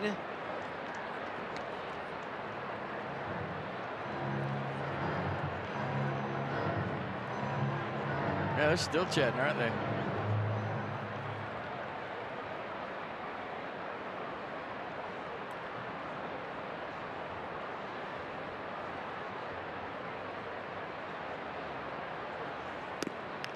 I remember texting Pete McCannon last year, the Phillies skipper, saying, what do you got on Howie Kendrick?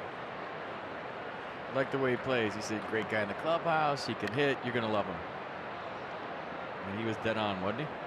Absolutely. Howie's been a glue guy for this team so far. He's helped hold things together through some injuries and some tough times. Count 1-2 to Hernandez. Base hit in the first, struck out swinging in the third.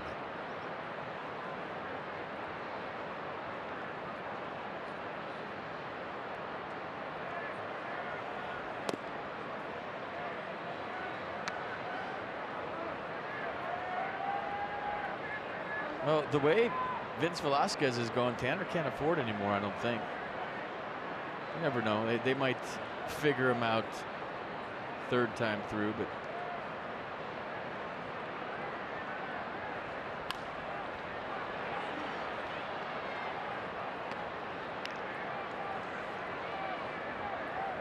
yeah, 2 more hitters before that third time around starts. He's thrown 66 pitches. Tanner's at 80 with 1 out here in the 5th, and he's the leadoff man in the bottom of this inning.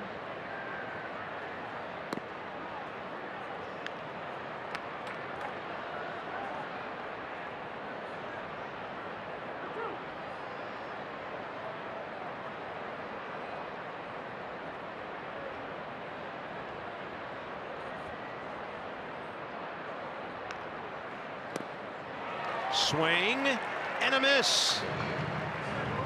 Strikeout number 5. Mercedes-Benz pitch cast. when we talk about the different looks Tanner gives you throughout the game, last time he went front hit fastball to get Cesar. This time he goes to the big curveball with a little tilt to it, actually. Kind of coming down and in at the same time. Nice pitch. So maybe Cesar thinking about that fastball, couldn't get to the curve. Any pitch in any count, you never know what's coming. Here's Rhys Hoskins, who has homered and walked. Raises his hands, and that's a strike on the inside edge.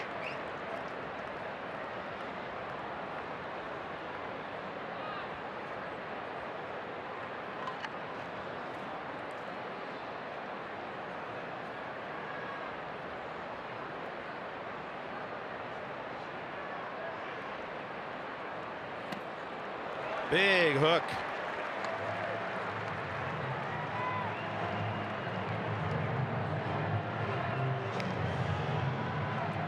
Double up on the curve. See what they decide on. Trying to keep it a 2-0 game.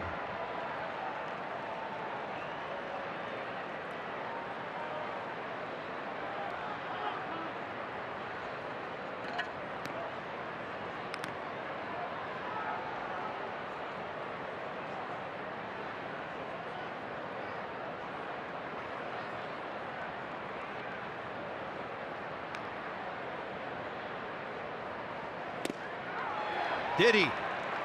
He did.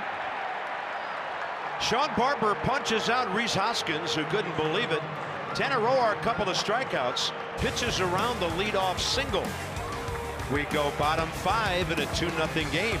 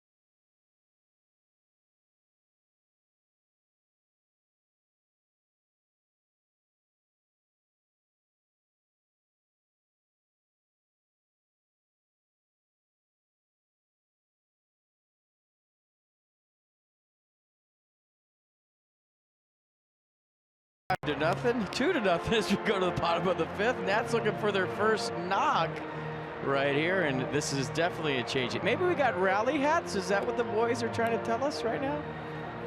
I'm in. Whatever it takes. Whatever it takes. No better time to act than today. PNC, make today the day. Edwin Jackson's been plying his trade with Syracuse this year. Only one decision in 5 starts, ERA 4.5.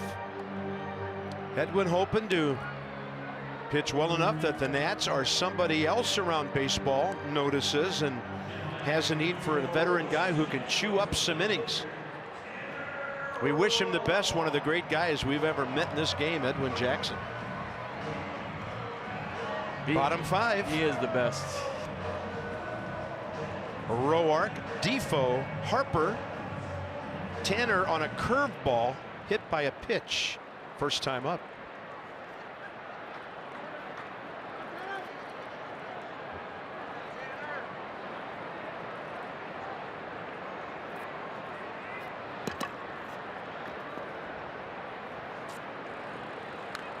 Ooh. Oh, he was hunting first pitch fastball, wasn't it? That was a you got to bat, do something swing. I like it.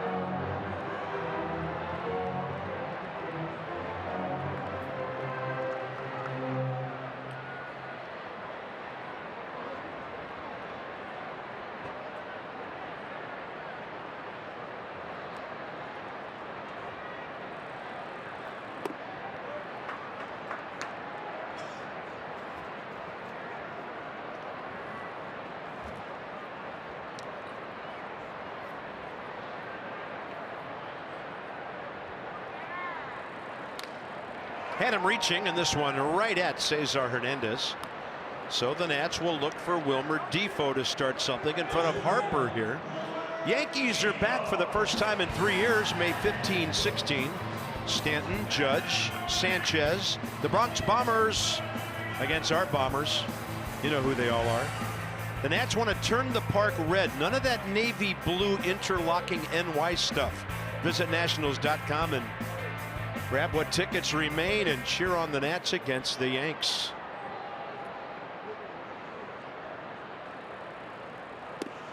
Wilmer Defoe popped up to third, first time up.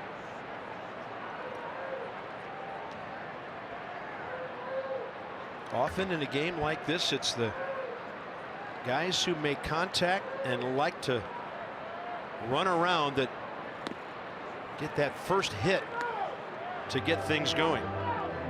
1-1. Then Wilmer has a 7-game streak on the line. Bryce next. Thrown a lot of sliders today, 13 of them, and it's a pitch he hasn't thrown very much. 42 fastballs, 11 curve. And the high fastball's been his friend too. And Wilmer 2 rows over the screen to stay alive. And he's cutting the fastball away to righties into lefties. So it's not like he's doing it with smoke and mirrors. Vince Velasquez is got good stuff going on here today so far. But usually the hard throwers are what the Nats love. Right.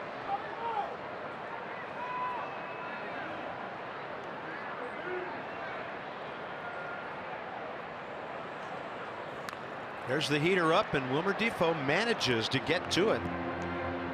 He climbed the ladder last time on Wilmer. He popped it up right in front of the mound, and Michael Franco came over and caught it.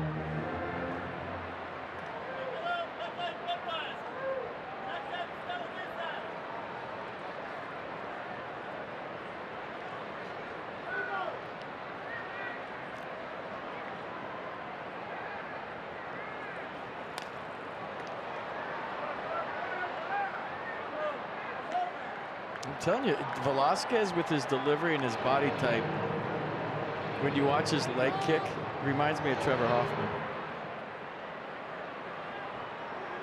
I know Trevor was a closer and he's a starter, but I don't know if he emulated him as a kid growing up, but they have very similar deliveries. 1-2. Defoe deep to right. See you later.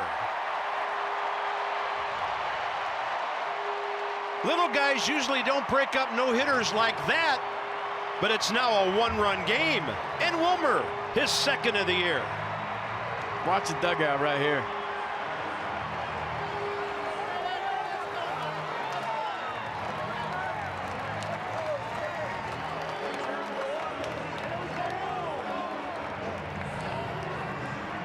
I mean, he's a spark plug, he's the energy, and he's getting this ball club going here today.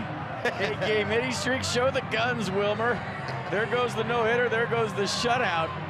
In the bottom of the 5th, Wilmer Defoe, second time through, show the guns. Who made the catch out there, too? So Nats on the board, first knock, fastball down and in. He fouled off a tough pitch before this to get to that pitch. So don't sleep on the fact that he stayed in that at-bat to get this pitch. And to shoot it in the bullpen, somebody back there made a catch. It's Brandon Kinsler. Nice play. Best play of his career. All right. Here's Harper. See, that change in seats thing works. Bryce gets the curve for a strike. Wilmer Defoe's 8th career home run. You talking about the foul ball before it and how that was a curveball, and the pitch he hit was in the same location. One was a fastball, one was a curveball. That woke up the ballpark. And Bryce on another hook. It's 0-2.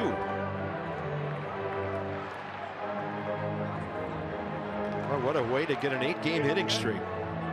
12 for 20 over that time. And then you add the 6 walks.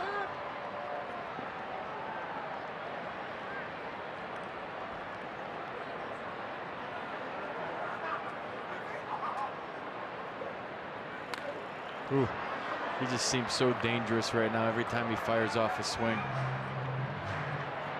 Kind of always does, but when he's locked in, even more so.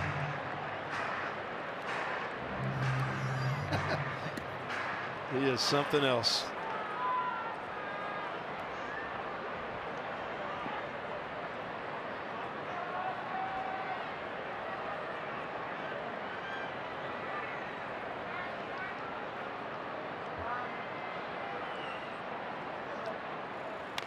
Had him reaching. Ball hits the side of the mound. Hernandez. Bryce trying to leg it out. Got him by maybe a step. I'm going to show you those 2 pitches, how you stay in the fight. Now, this wasn't a bad pitch with 2 strikes from Vince Velasquez. Watch Wilmer go down and hook this foul. Pretty good slider there at 86. Stays in the fight. They wanted that up and away, and he yanked the fastball across the plate to the other side. And you see the reaction from the Phillies pitcher. He knew as soon as Wilmer touched it off, it was a tater. There's Anthony Rendon, 0 for 1 with a walk. We got something going on between the home plate umpire and the Nats dugout. Bryce Harper may be unhappy about strike 1 or strike 2. Dave Martinez is saying, I got it. And Mike Buchlinski wants nothing to do with it.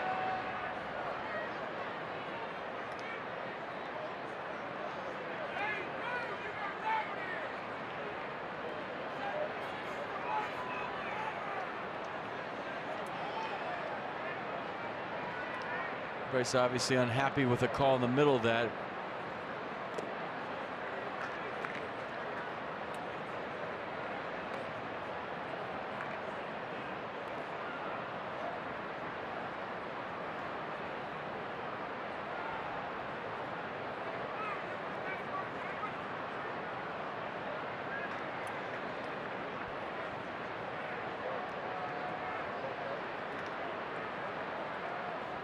Might have been the first pitch. I'm checking it out.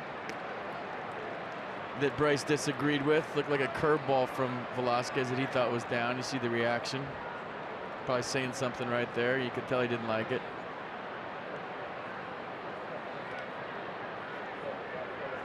Good count here. Rendon takes one, cutting to the outside edge. Maybe felt like he had to swing at that last one that he grounded out on. Almost the same pitch in the same spot.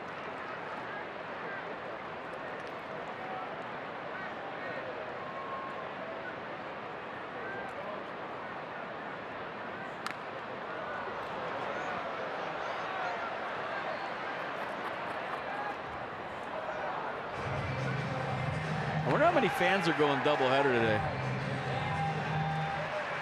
From the infield to the ice. Yeah, check it out. Old school Caps jersey. The Winter Classic Caps jersey on the left. That was awesome at Nats Park, by the way. One of the coolest sporting events I've ever been to. He's going. I think that's one of the Hanson brothers. Give him some glasses. He's putting the foil on, eh? 2-2 to Rendon.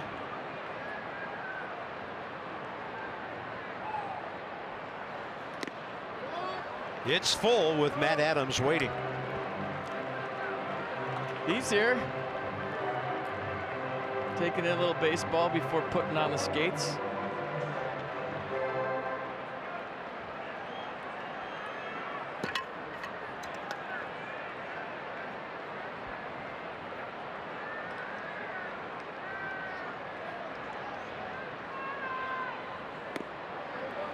Anthony Rendon is the 4th national to walk today, and he's done it twice.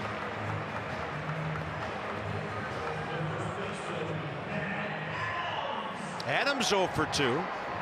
Fly out, strikeout. We see through the order. That's why Gabe Kapler's sticking with his right-hander right now. But how many times has he been through the order? 3 times this year. When you look at what he's done the last couple of outings, just 4 2/3, 4. 2 2/3 his first start of the year at Atlanta. His longest outing, 6 2/3 at Tampa Bay. So I think that number could be a little misleading. We'll see. Ooh.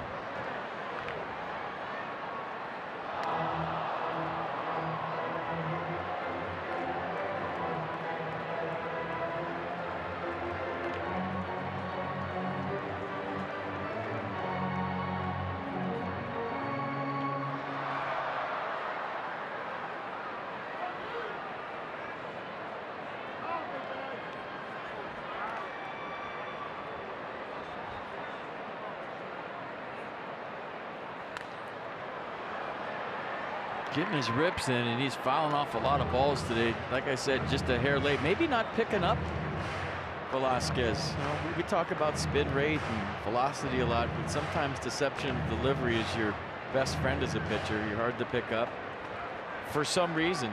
You know, a lot of guys, the most frustrating is when everybody in the dugout seeing a guy and you're like, I'm not picking him up. He is 3 pitches away from 90, and it's the 5th inning.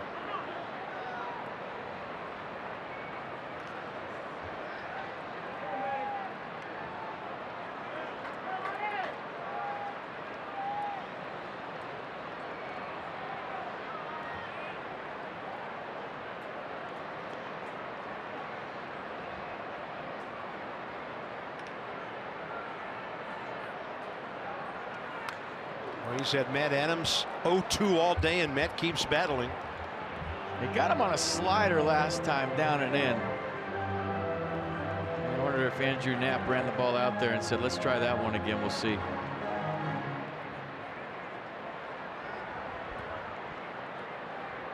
He's thrown 14 sliders today, 3 swinging strikes, 1 called strike on that pitch.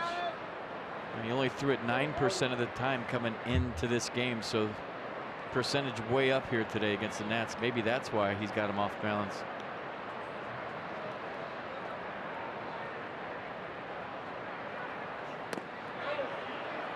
Adams started the hands and stopped, according to Rob Drake.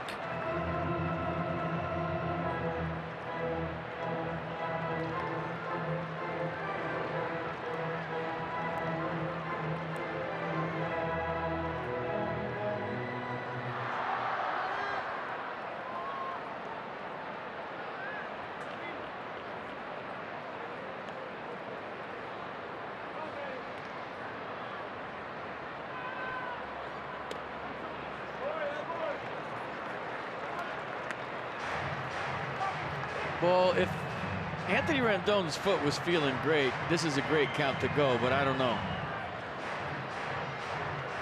Yeah, I was just wondering about him able to score from first on an extra base hit.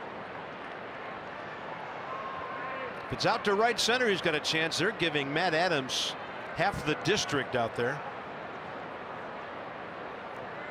2-2. They want it upstairs again. Ball 3.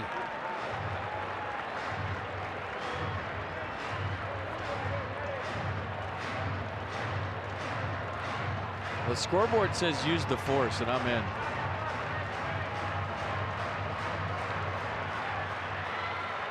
There it is, see?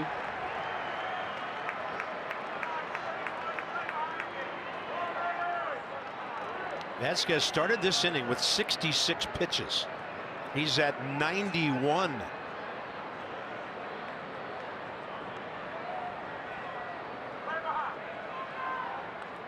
First baseman behind the runner, and Adams will pop it up into left. Franco out, Hoskins in. And I don't know if they couldn't hear each other, but it looks like Franco ends up making the play, usually made by the outfielder. Heroics from Wilmer Defoe again. FP talked about him fouling off a pitch, went down and got the heater. Out of here, bullpen. And after 5, it's a 2-1 game.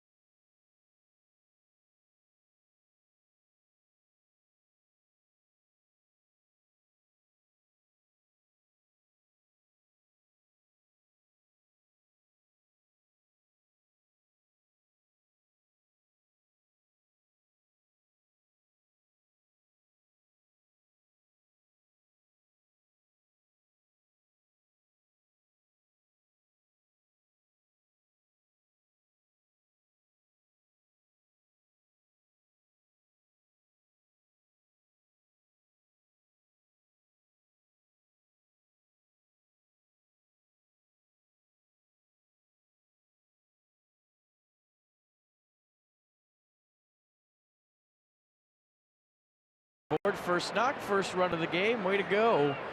Tanner Roark has 6 Ks today. Toyota dealers help children and their families by making a donation of $44 to the Children's Inn at NIH. For every strikeout by a Nats pitcher this season, Toyota Ks for kids. Third time he's had 6. He struck out 9 Mets April 8th. Strike call, Odubel Herrera, top of the 6th underway, and he didn't like it. He's had a no contact day with a strikeout and a walk, but he's made it to first. 34th game in a row this guy's been on base. He is a pest. Busted bat. Roark over to get it. 2 Adams, 1 out. So the first 2 batters of the game, most of their offense. Blue Pit Hernandez. Hoskins, his 5th home run. He really hit it out of here deep to left center. 2 other hits, a Kingery bloop wiped out by a double play in the 2nd, and Velasquez a bouncing ball up the middle in the 5th. He never got beyond second base.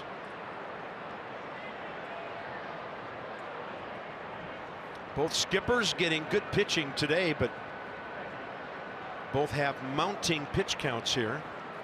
And Carlos Santana is 0 for 2.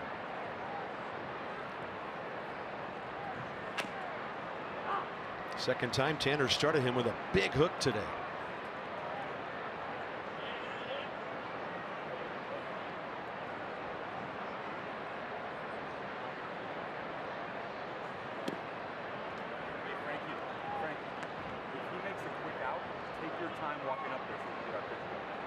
Would you hear that? Yeah. Gabe Kapler just told Maikel Franco, if he makes an out, take your time walking up there. That's to get the reliever loose in the bullpen. You could hear it on the mic down there.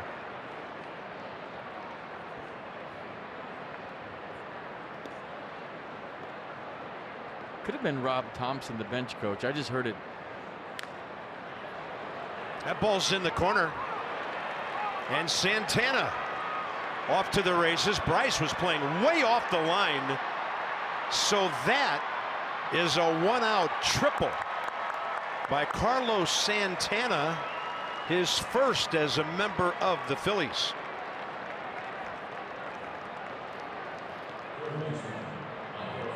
It looked like he just kind of massaged an off-speed pitch down the right field line, stayed through it, kept his bat in the zone a long time. And then this is where the fun started. Look where Bryce was playing. You called it, Carp, way in right center. So that allowed Santana to go for a 3, and you don't think of Carlos Santana in triples. Good hustle. Infield in, Franco the hitter. Ball 1 in.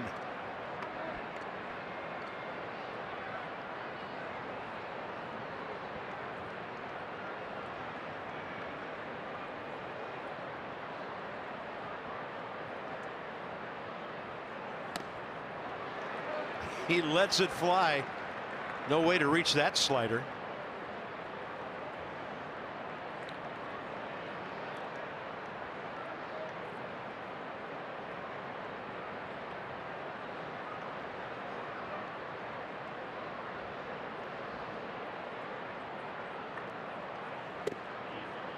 Inside again. You see the depth of the infielders. Santana on third. You don't have to really cheat in on the grass, just halfway, and you'll still cut him down at the plate if he decides to go on a contact play. Give yourself a little bit of range by staying back in the baseline.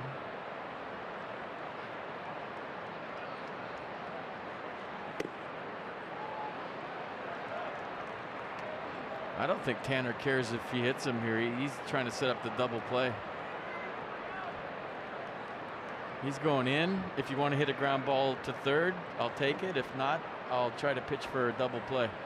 Lefty Nick Williams on deck. And a breaking ball gashed to center. And the Phillies have their 2-run lead back. Franco, number 5 RBI guy in the league, and that's his 25th. 3-1.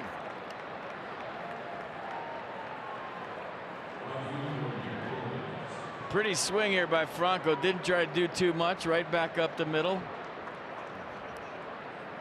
At times he gets so big with his swing at the plate. We've seen him over the years, but that was a short swing right back where it came from.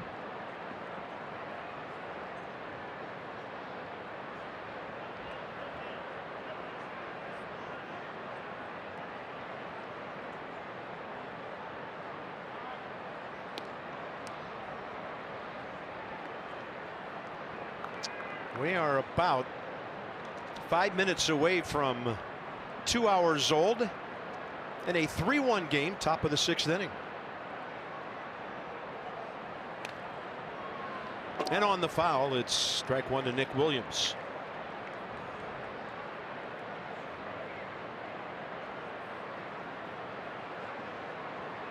Bouncer to second, swinging strikeout.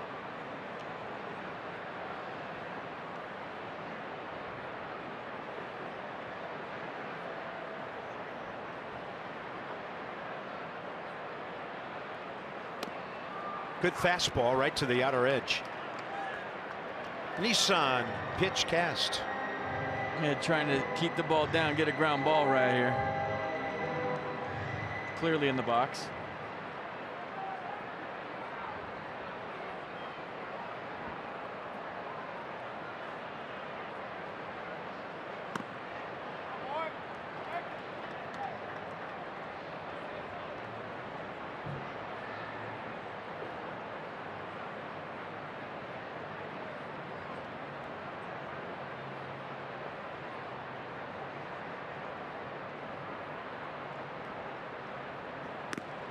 Fastball up for the strikeout number 7.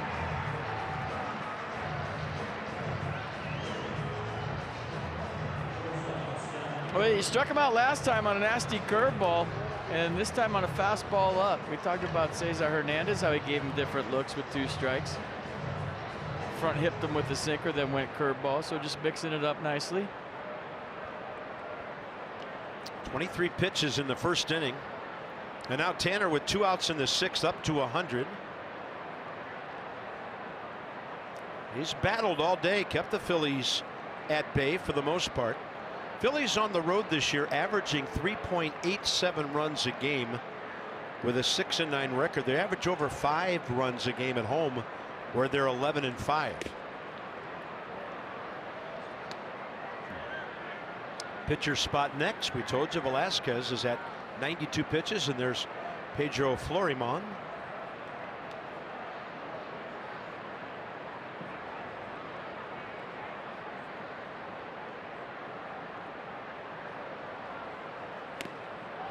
Tanner still has some swing and miss stuff going here.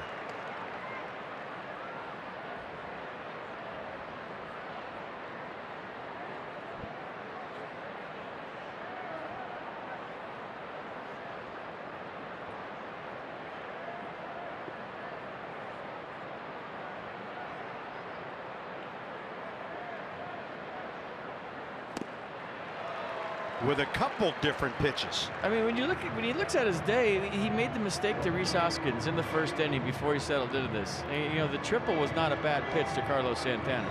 He went down and got a pretty good breaking ball and flipped it down the right field corner. And because Bryce was in right center, a double turned into a triple. But I don't think he's going to be real upset with his day. He's pitched well, real well. Swing and a miss. If that's it, 8 Ks in 6 innings. Quality start, 3 runs. So Tanner ends the inning, and Howie is straight ahead, bottom 6, long way to go.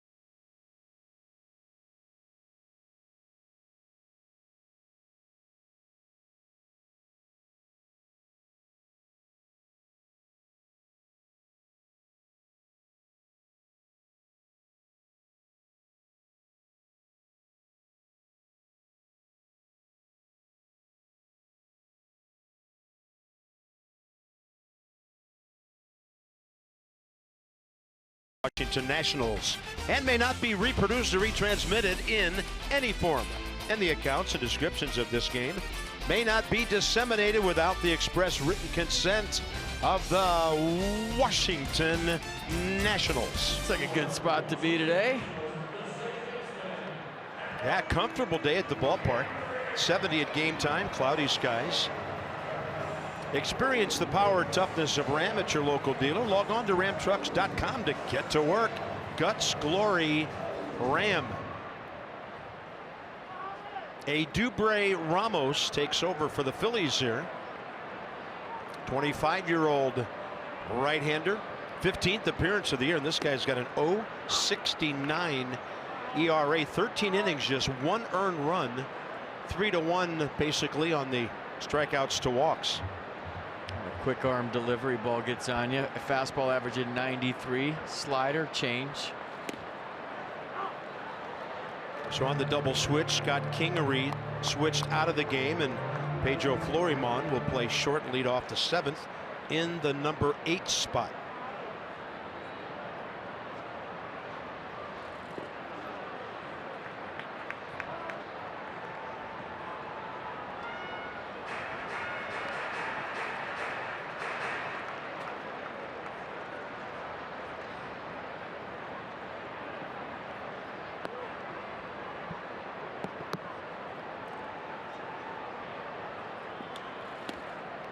Swing and a miss. Howie couldn't get to it.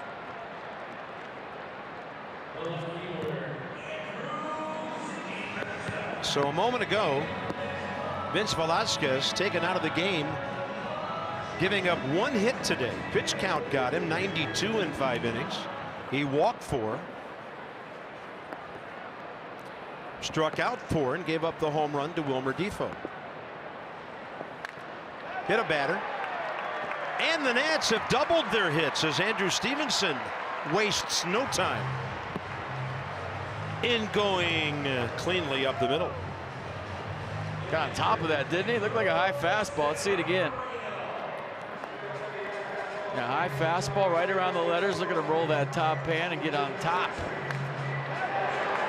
That's the over the infield sign they were doing in New York right there. And now the tying runs at the plate. That's the first hit the Nats have had since the 3rd inning last night by somebody not named Difo. So Stevenson checks in. And here's Pedro Severino facing Ramos for the first time.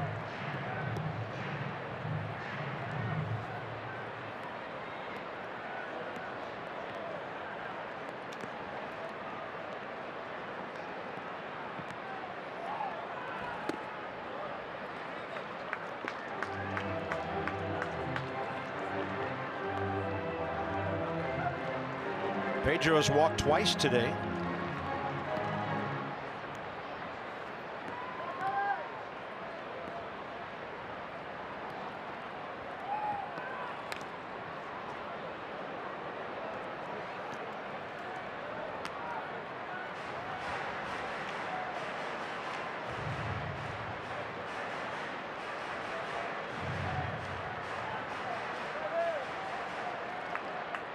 See if Andrew's thinking about running here.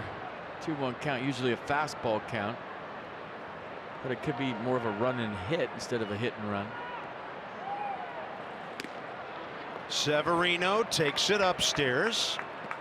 3-1. Now what's the difference for those of you who don't know? Hit and run, if you're a hitter, you got to swing at the pitch. But a run and hit is, hey, I'm stealing, and if you get a pitch you like, try to hit it into a gap and I'll score for you.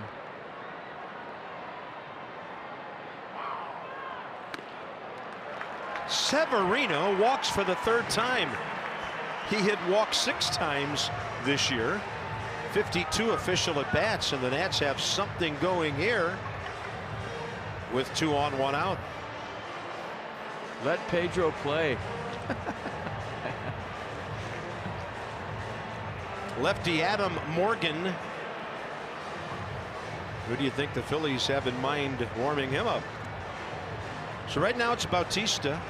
Trey Turner is on deck for Tanner Roark. And then comes the Difo-Harper combination.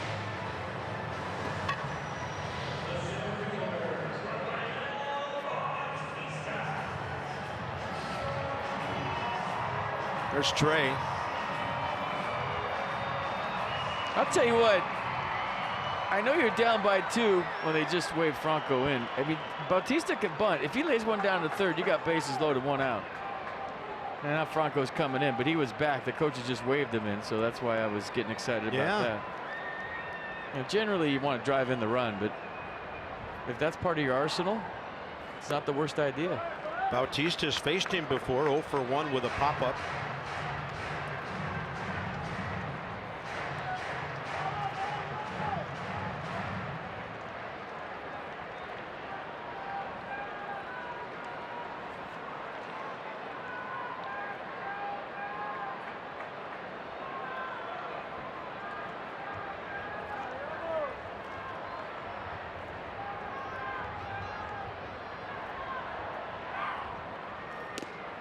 That one is in there. Things even up, 1-1.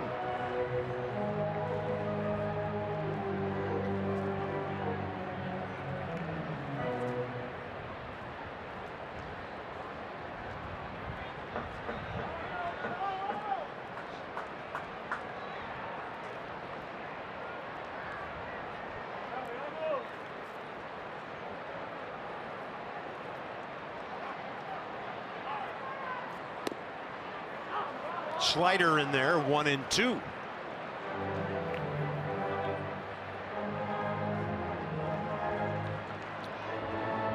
So Adam Morgan and Tommy Hunter.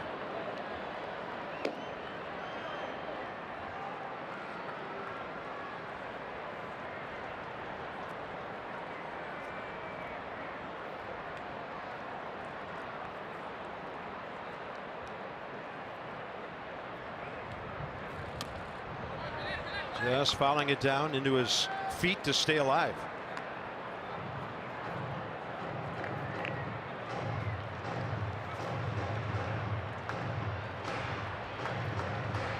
Look for one of those in the dirt if you're Andrew Stevenson here. You never know. That one had a chance to bounce, make it kick away. And if you're Pedro Severino, you got to see him go. And good chance to get two guys to move up. Never know. Left side, Franco to the bag, and then he throws, completing the 5-3 double play. Inning over. Phillies continue to lead by 2 now into the 7th.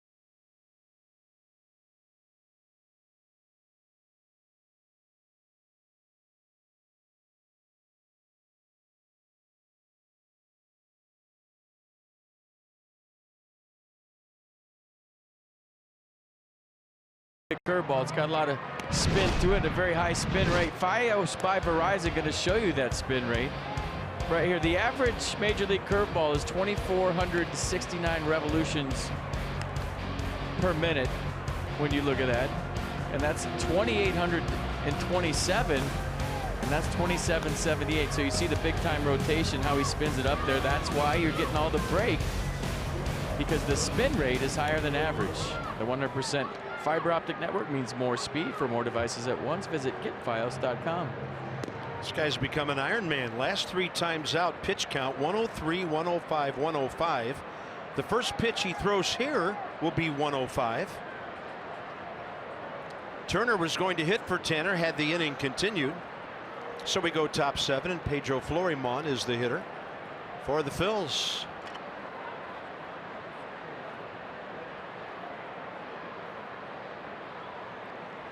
"31-year-old switch hitting infielder." There it is. The curveball we just showed you on Exmo. Sammy Solis has had a good homestand. He's up.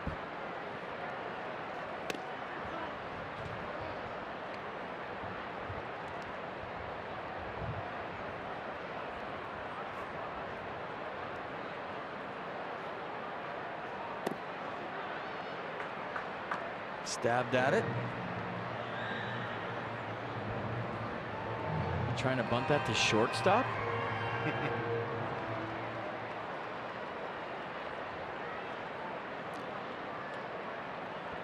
1-2. And Tanner just high with the fastball. Season high in strikeouts, as we mentioned, 9. And that came in 5 innings against the Mets April 8th here. He's at 8 right now, and here's the 2-2. There's number 9, and he is nasty with the hook. Getting better as the day goes on. Oh, he just showed you the high spin rate. Here comes again another curveball from Tanner Roark. A great feel for it all day long. 2,700 revolutions per minute on that one. One ball in the air for an out all day. That was Scott Kingery back in the fourth when Bautista had to run down his drive out there in right center.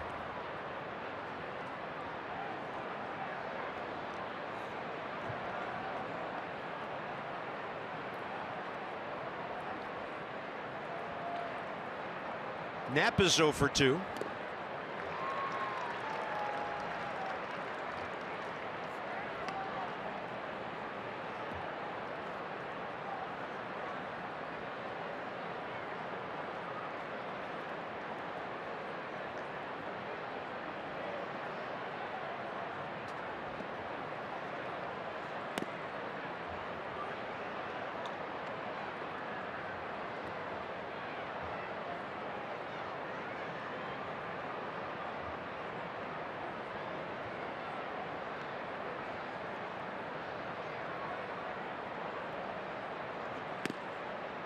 And the high heater. Knapp couldn't get off a swing, and it's 2-2. Go to the well again with the curveball. It's been his amigo today. Swing it back. Ooh. Close.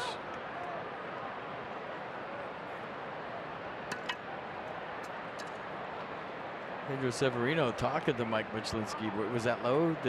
What happened there?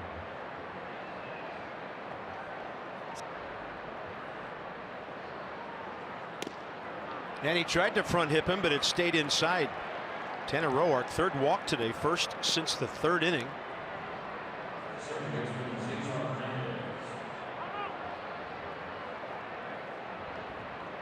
So double switch coming. That'll end it for Tanner today.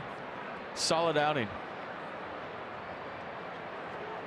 Yeah, 6 hits all day. 3 walks, 9 strikeouts, a double play ball. And he's got the Nats still in a position to make a comeback, down by 2.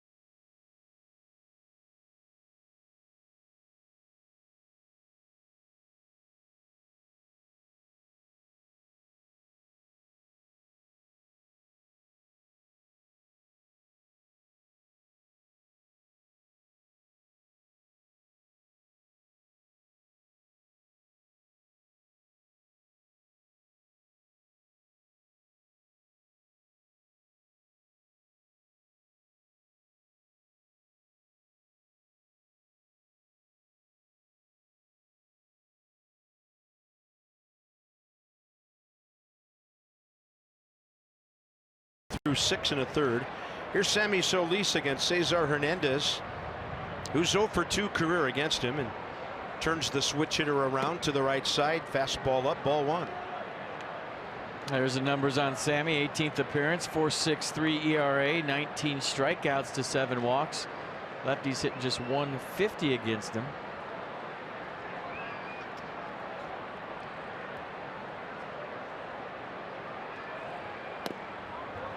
Did he go? Did not. 2-0. Michael A. Taylor on the double switch. Batting 8th, center field. He'll be leading off in the bottom of the 7th. That'll be Taylor, Defoe, and Harper.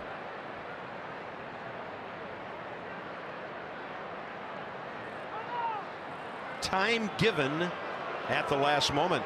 If I remember Hernandez correctly, he's more of a slap guy left-handed and a little bit of thump in the bat from the right side. And when I say slap, I mean doubles pop left-handed. But he's got more power right-handed.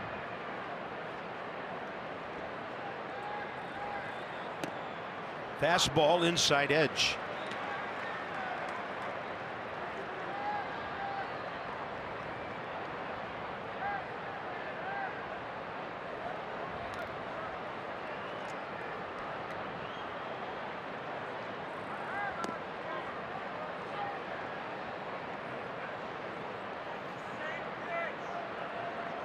Start the runner right here if you're Gabe Kapler.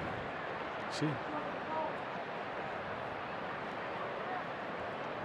Probably not. And with the runner holding, it's out to short. Defoe will do the 6-3 double play himself. That's it for the Phils in the 7th.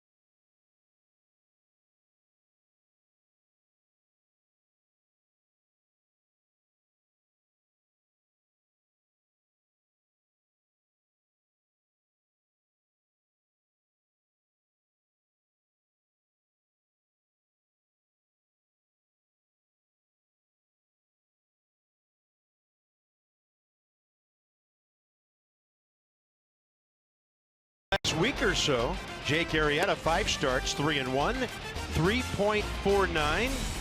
Yeah, a little unusual to see him in the Phillies colors now. 11 earned runs though in 28 innings. Max Scherzer has been incomparable so far. Max 7 starts, 1.79 ERA. He's 6-1, 45 innings, 26 hits. And they're hitting a .194 against our guy, 223 against their guy. Two of the best in the business tomorrow. Michael A. Taylor leads off bottom 7. Tommy Hunter, the pitcher.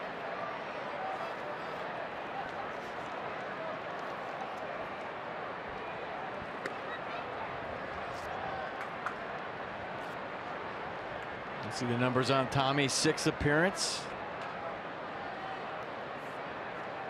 Right, he's hitting 400. Michael A. Taylor 1 for 1 against him career. And this one out to short. A slow roller for Florimon. That's the first out, 7th inning. It's time for your fourth drive of the game.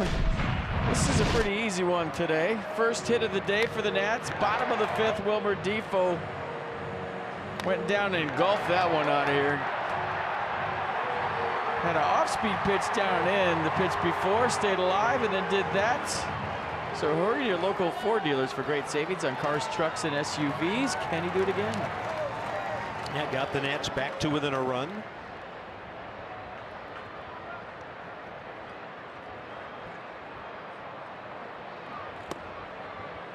Defoe faces this big right-hander. 6'3", 250 for the first time. Wow, since the first 2 innings last night, where the Nats had 7 runs on 7 hits. Since then, they've had 1 run on 4 hits. And here we are in the 7th inning of game 2. Just a base runner or 2 away from putting some pressure on these Phils. Defoe to the right of the second baseman Hernandez, 2 outs. And Bryce Harper will face Hunter for the first time.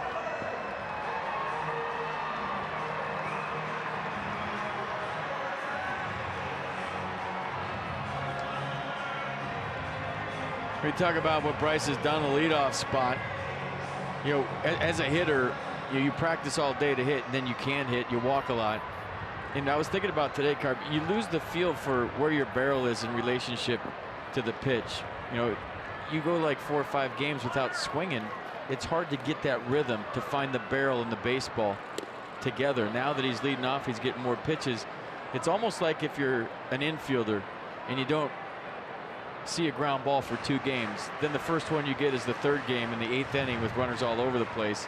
You know, you get into a rhythm as a fielder, you get into a rhythm as a hitter, and when you're not swinging and you're not feeling that timing, it's hard to stay in a groove. 96. It's 0-2.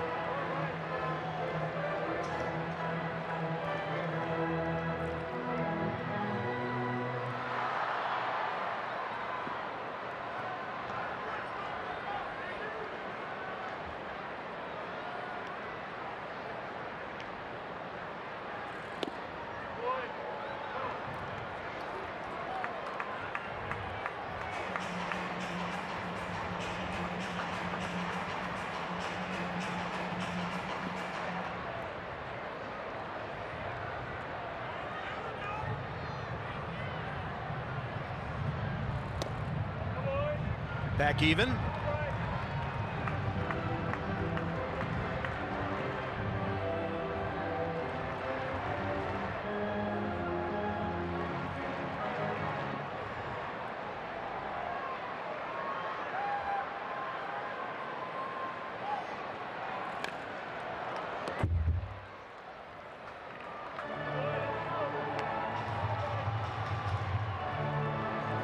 Yeah, Hunter, fastball, cutter, curveball, 3 pitches. Fastball 95, cutter is firm at 93. 384th big league appearance. A lot of years with the Rangers, the Orioles. Stops with the Cubs, Indians, Rays. Harper out of play to left side.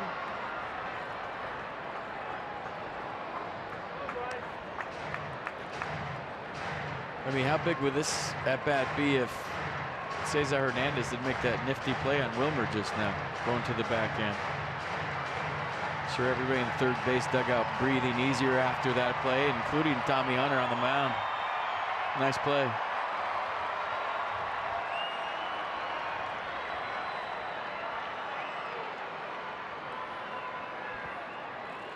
Two, and Bryce hanging in there.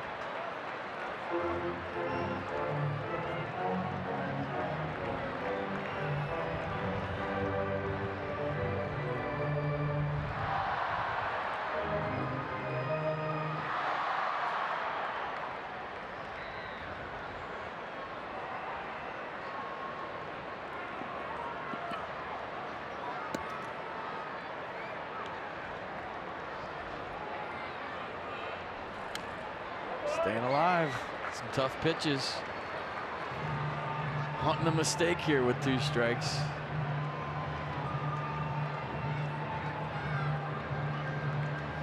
Ninth pitch coming.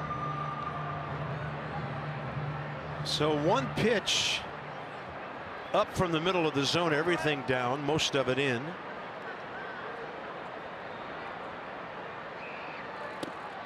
Now it's 3-2.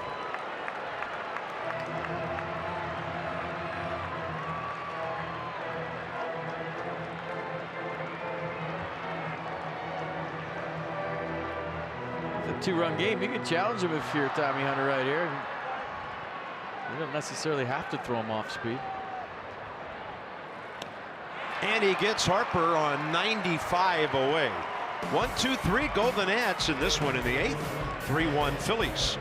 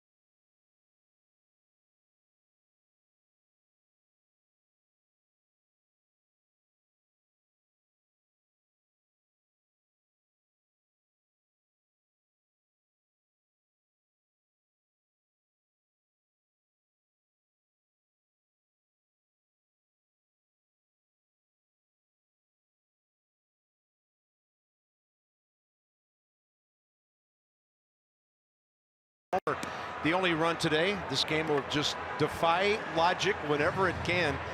Plenty of time left, and the Nats have to keep it with Sammy Solis. Right now, a 2-run game. Yeah, I thought Tanner Roark did a real nice job today. So now it's up to the offense to figure something out here. I think Ryan Zimmerman being hurt in the late scratch, a lot to do with what the offense has done today. Just his presence in the lineup with Anthony Rendon back for the first time lengthens that whole thing. But you're giving guys some days off. You're giving them some rest with your big guy going tomorrow in a showdown with Jake Arrieta. So understandable. And they're going to still fight and try to find a way to win this one. Sammy Solis got the double play ball on Hernandez. To end the 7th, it's a matchup with Rhys Hoskins here.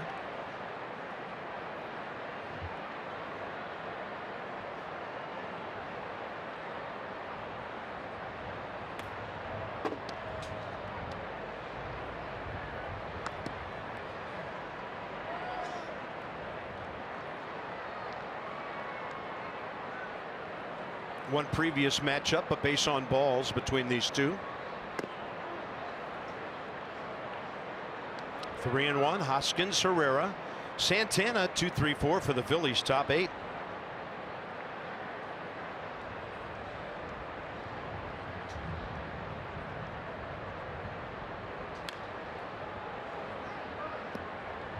Potomac Nationals had their big, actually starting right now. I don't know if you can be one of the first 1250 down the road to pick up the Strasburg bobblehead. Please obey all local traffic laws, but you could be there for fireworks after the game. Check out the Peanuts tonight or tomorrow. Drive the win. Leadoff walk.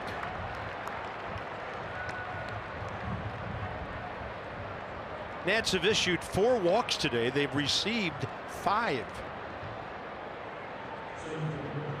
And neither team has been able to cash a base on balls in for any runs.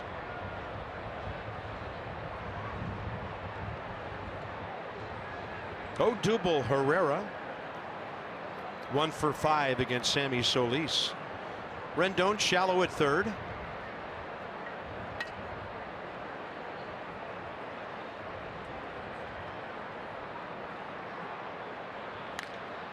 And this one to left center. Taylor and Stevenson, great speed out there. Andrew there as the ball came slicing back to him for the first out. Good communication, good hand signals by the young Andrew Stevenson. Sometimes it gets complicated when you have two center fielders going for the baseball at once. Well, two natural center fielders. And Andrew put his hand up. Michael Taylor saw that and gave way.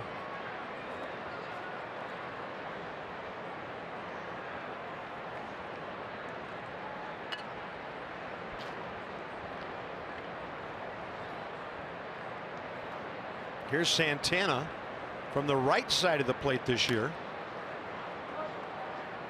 5 for 31, a 161 average. 0 for 2 against Sammy Solis.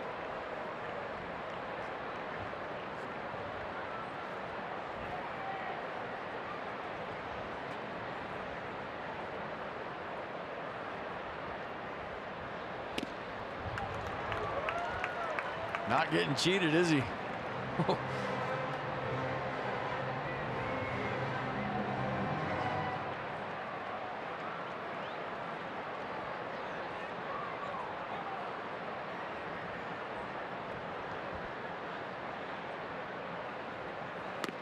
Fastball up, forget it. 2 down.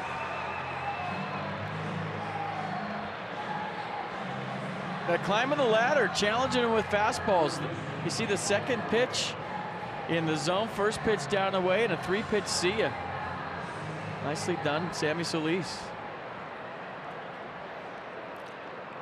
Sammy has walked Franco, has struck him out. Michael 0 for 3 against him.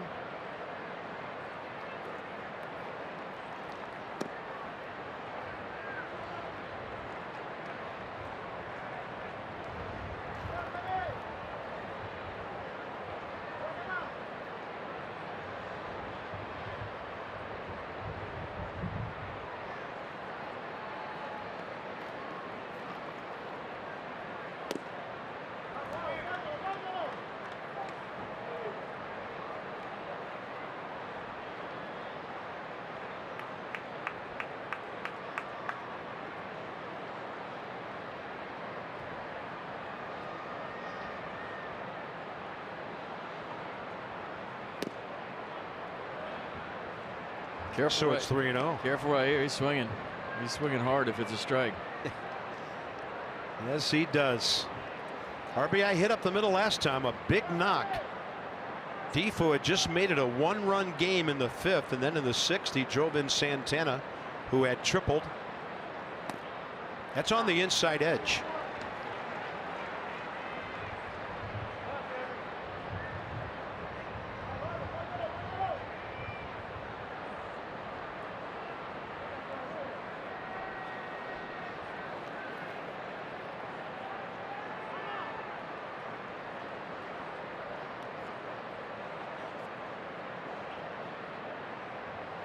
So important to keep this a 2-run game. You just never know.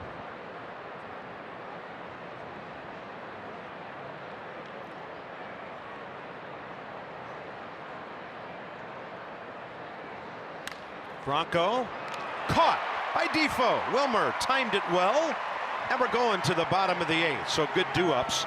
Anthony Rendon, the power of Matt Adams, and then Howie Kendrick.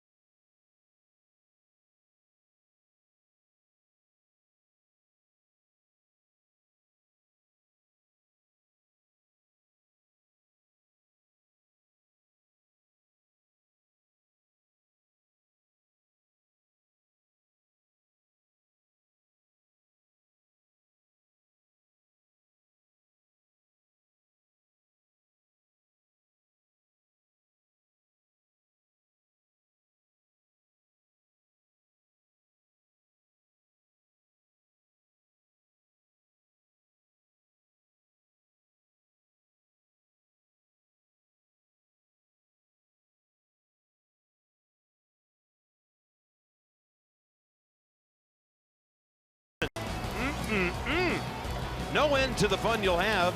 Grilling, swimming, enjoying the beach in Ocean City. Plan your trip today at ococean.com.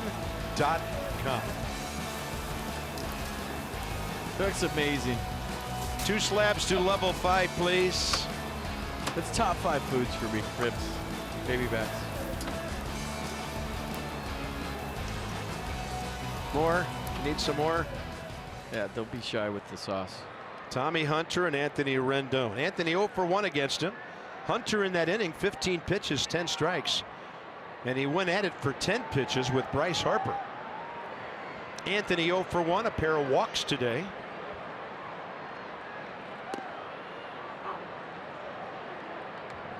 So a possible 6-out appearance here for Tommy Hunter. Their closer, of course, we know who he is, Hector Neris. He's 5 out of 6 this year. And this one, a 2-hopper to the charging Florimon. 1 out, 8th inning. Nats have done a good job of not seeing closers this week. There's Luis Garcia.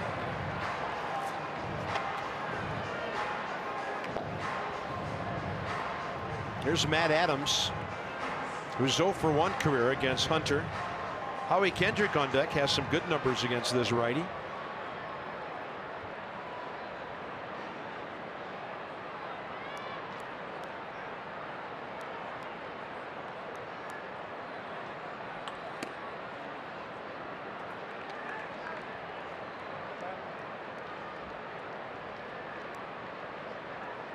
Adams been taking some good hacks all day. Yeah, he looks up once and he's finally ahead in the count. Seemed like Vince Velasquez had him 0-2 all day, and then he was fouling pitches off, trying to make something happen.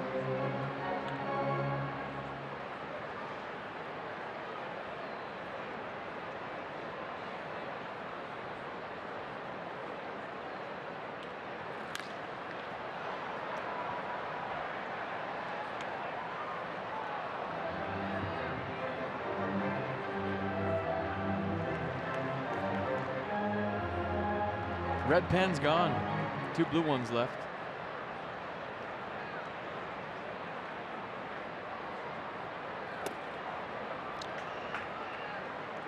Well, any base runner is a badly needed one at this point. Yeah, just need a runner. Bloop and a bomb and a bomb. 2 bloops and a bomb, whatever. Guy on deck knows how to hit him. And Howie, 4 career hits, 3 RBIs against Hunter. First order of business, get Matt Adams on. And that foul ball will fill the count.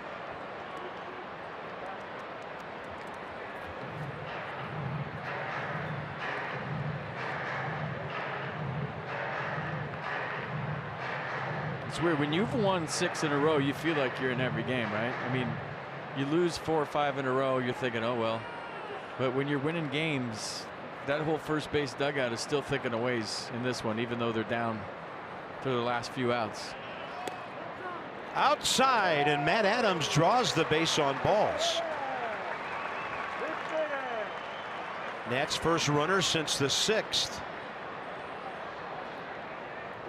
Gabe Kapler to the mound in a hurry. Told you about Howie Kendrick's good numbers against Tommy Hunter. Against Luis Garcia, Howie is 1 for 2 career. So 1 on, 1 out, tying run in the batter's box when we bring you back.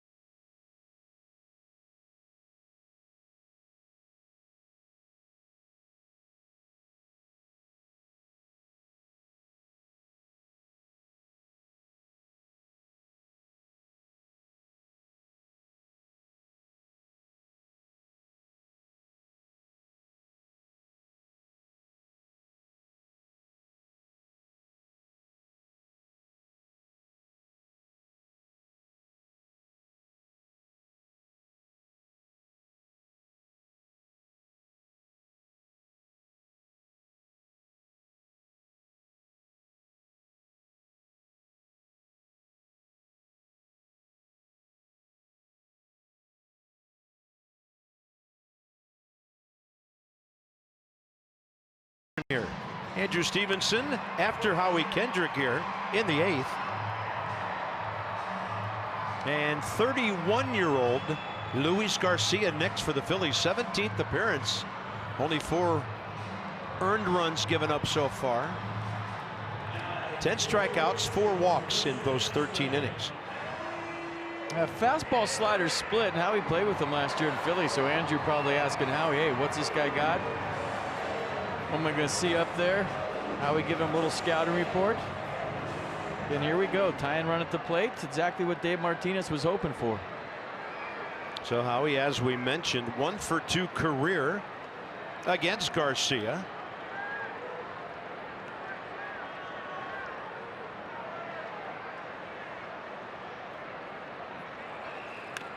And he's up there hacking on a first pitch. 96 heater.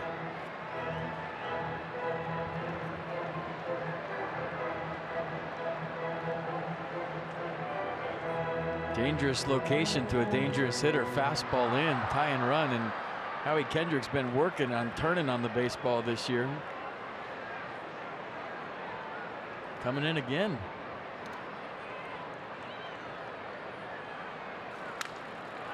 Howie's bat busted to center. Herrera for the second out. This one a little more up and in, and it got in on Howie's hands. Watch a late run right off the label. You can tell by the swing he was thinking tie ball game. That pitch just didn't let him do it. Pretty good pitch.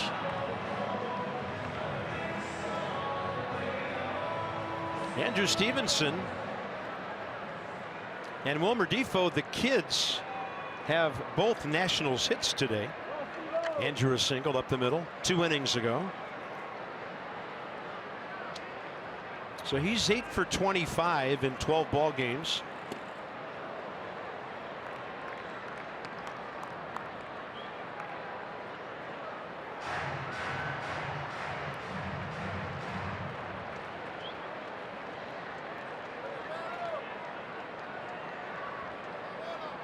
Seven big league RBIs. Split.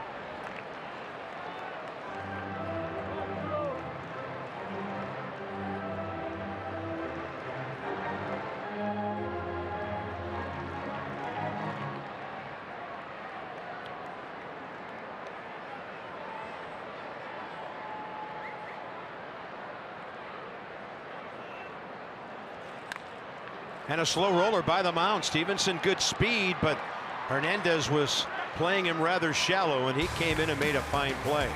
The Nats have stranded 7, down 2, headed to the 9th.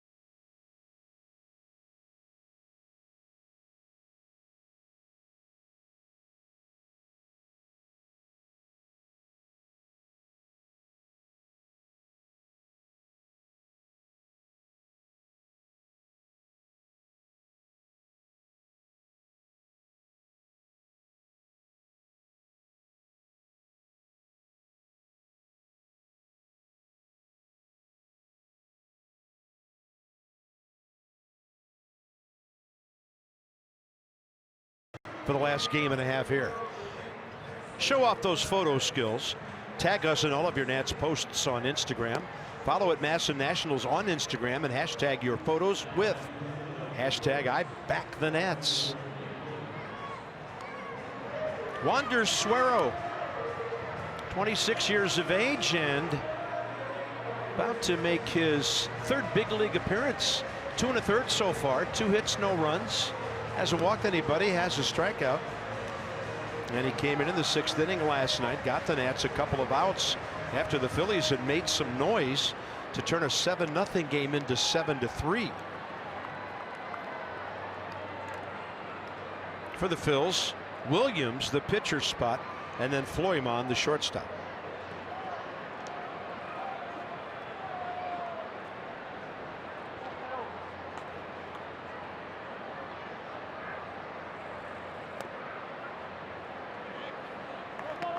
And lots of cutters, upper 80s, low 90s with the cut fastball. Curveball to go with it.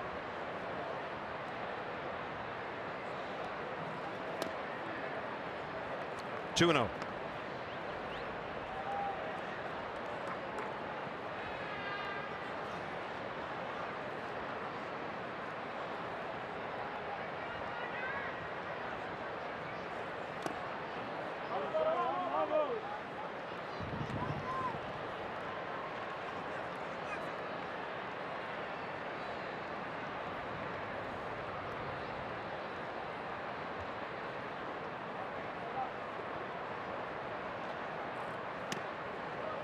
And a strike. Pitcher spot next, as mentioned, Aaron Altair is waiting.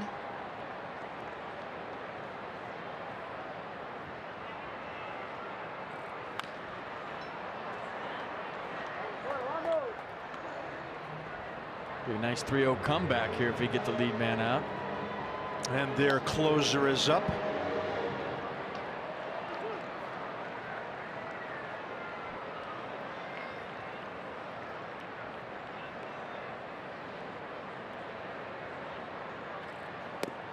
And he walked him. 3-0 to 3-2, and then the base on balls.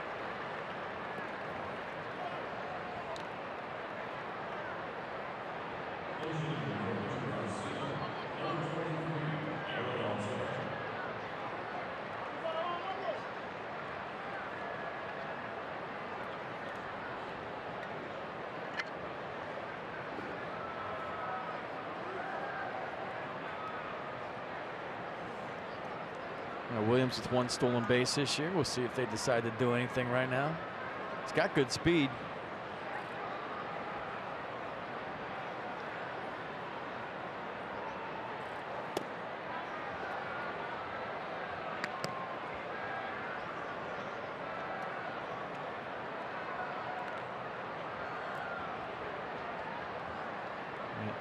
It's never a good sign when your skipper's looking at that card, and it's because of ball 1.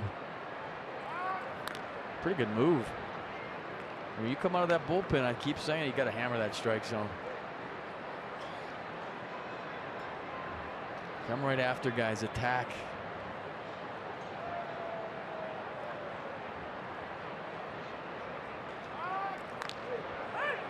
Yeah, give him a pretty good fastball over to Matt Adams. One of the better right-handed moves I've seen in a while. Check out how quick he is with his feet with something on it. Had a little lean going there and scrambled back. That'll tighten him up a little bit, you'd think. Another, as the count stays 1-0.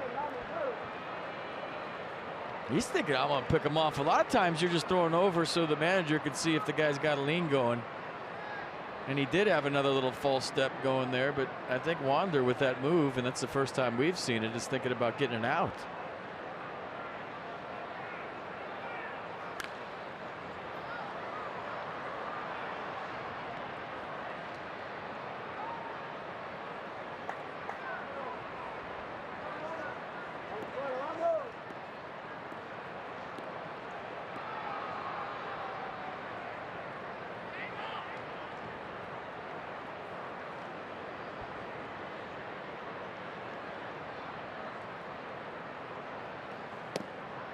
Two and one.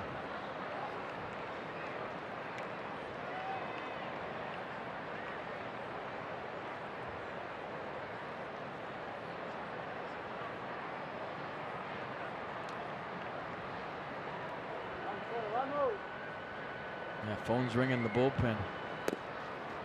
Yeah, missing by some wide margins here. Anything to keep this a 2-run game with Severino the pitcher spot, and then Michael A. Taylor coming up bottom 9. Nats have Trey Turner available.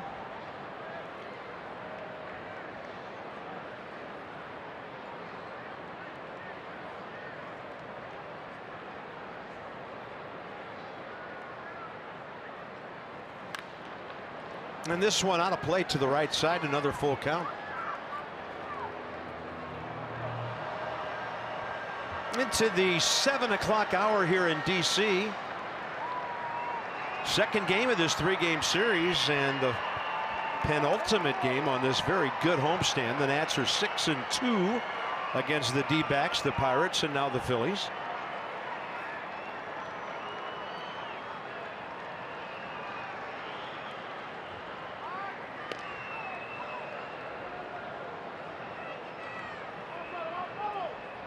Carlos Torres getting ready.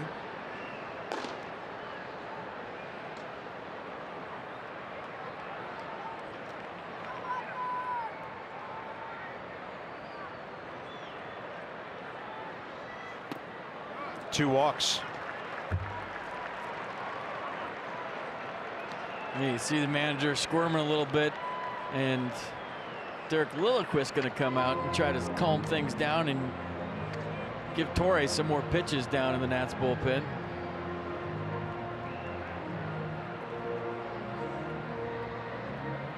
Pedro Florimon is next.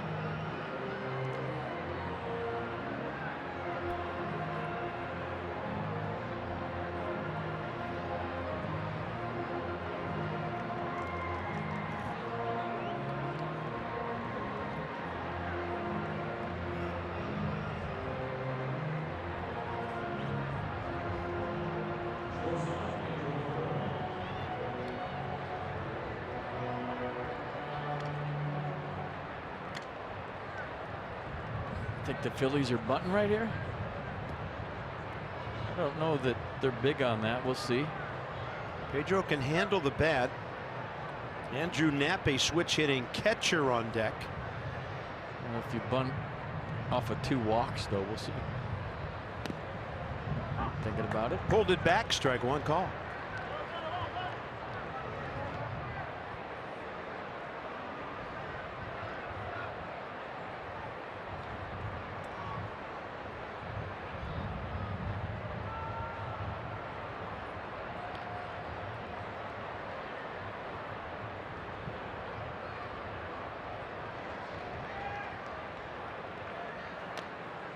Check swing. There you go. Now you're working ahead. You get to your pitches and your location. You're not just trying to throw a strike. Now you can locate. 0-2 count. Get a ground ball. Never know.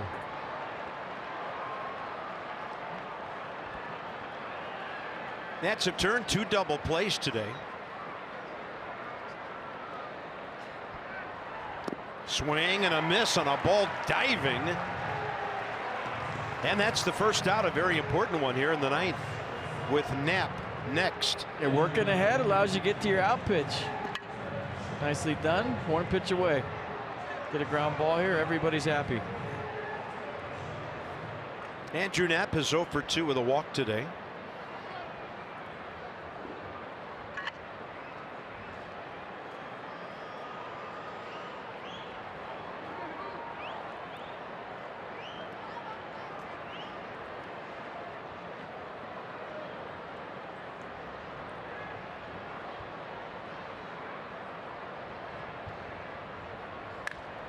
That is a base hit into right.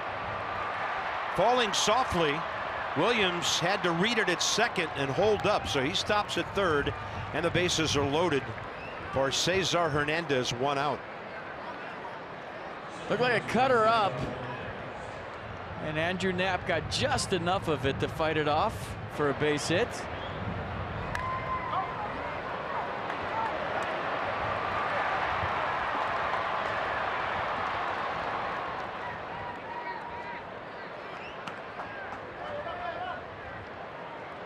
So Davey Martinez staying with Wander Suero here. Infield in with the possibility of the middle infielders turning one, but this guy can really run. Hit into a 6-3 because he hit one near the second base bag last time. That's why they're in. I mean, you can't take a chance on if you're going to turn it with the speed at the plate. They'll probably come home here if they get an opportunity. So a block by Severino.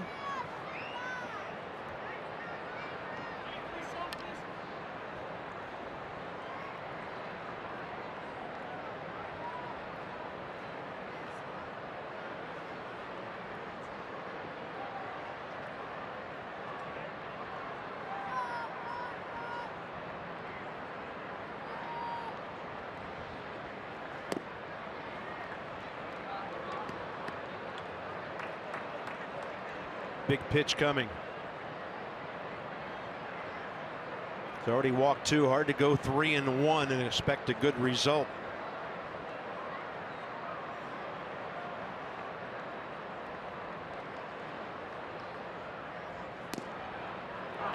Low in the zone to even things up.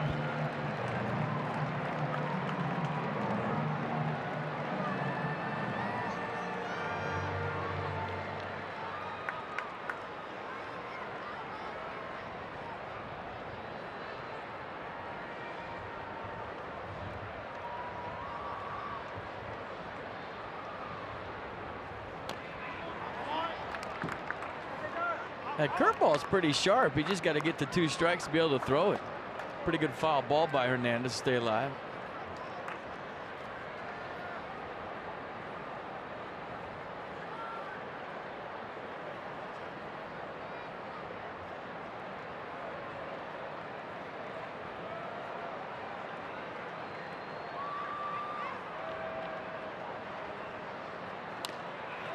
Too short. Defoe coming home for the force. 6-2. 2 down. Nicely done. Nice play. And that's why they were playing halfway. There's no way on the speed of this ball you're going to turn a double play on Hernandez. So Wilmer a little bit to his right. Backhand play. Great feed right on the money. Maybe a little low, but nicely caught by Pedro Severino. And so Suero, a big test here with Rhys Hoskins. Last night, Hoskins 0 for 4, but a big swing today, a homer and 2 walks. That ball just not able to cut back to the inside edge.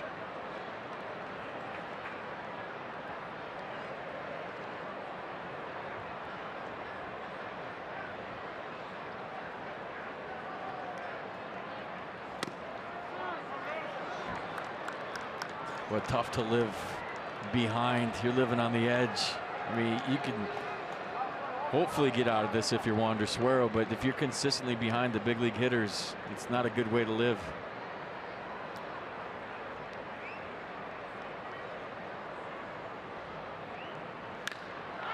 High in the air, deep center. Taylor, as it stays in the yard. It looked like a grand slam off the bat. And the Nats are still within reach. Down 2, bottom of the ninth. Severino lead off, and he's got a big smile on his face.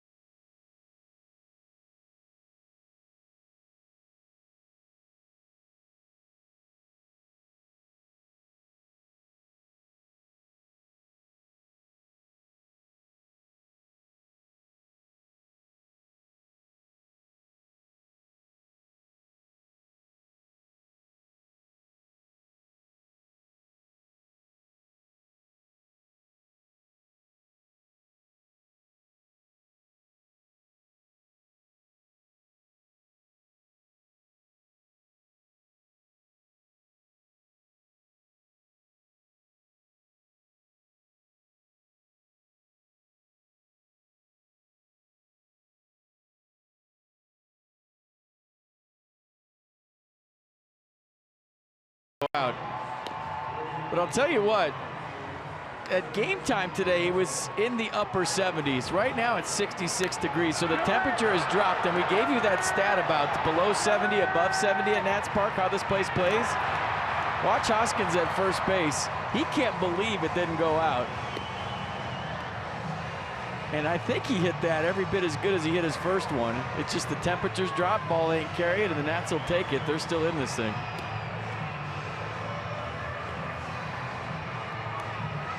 Hector Neris is 5 out of 6 in save opportunities for the Phillies. Looks like Trey Turner first for Severino, and then Matt Wieters, and then Wilmer Defoe. So Nick Williams, and there's Aaron Altair, who stays into play right. That pushes Nick Williams over to left field. Here we go. So it's Turner for Severino.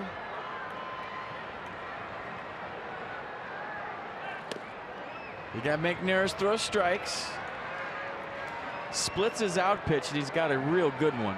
The fastball, just saw arm side run to it, averaging 94. Trey Turner 1 for 3 against Hector Neris, and it's 2-0. Matt Wieters next. Down by 2, you think he's taking a strike right here?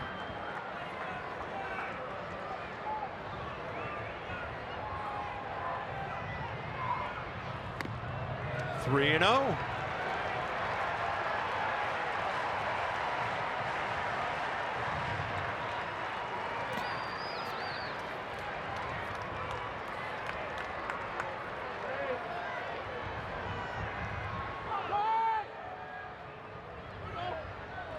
He just walked Trey Turner on 4 pitches. I mean, there wasn't a tough take in the bunch either. Gabe Kapler's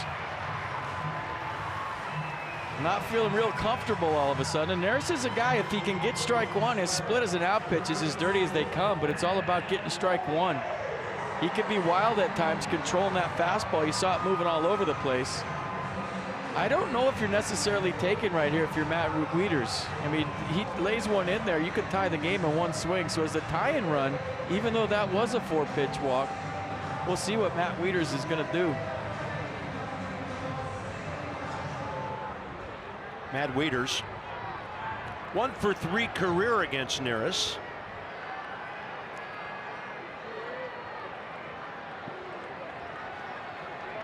Game on.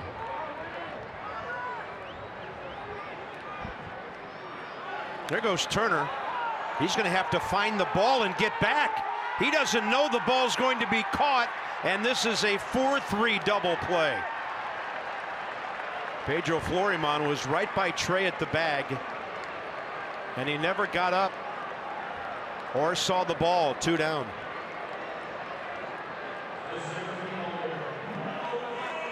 Well, that's just odd all the way around. That's the way that whole thing developed. 4-pitch walk to Trey Turner, and then he takes off.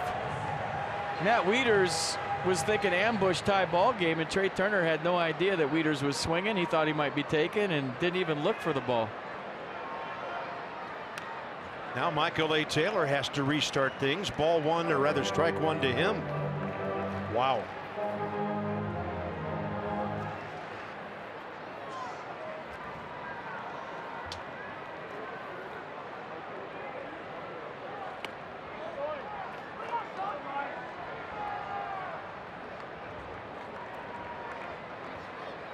Neris trying to make this a 5-pitcher, 2-hitter for the Phillies today. 1-1. Yeah, generally speaking, down by 2, it's not a real urgent running situation, even though Trey Turner can steal the base in his sleep. So you have to wonder if a sign was missed there, or it was just, hey, if you got it, go.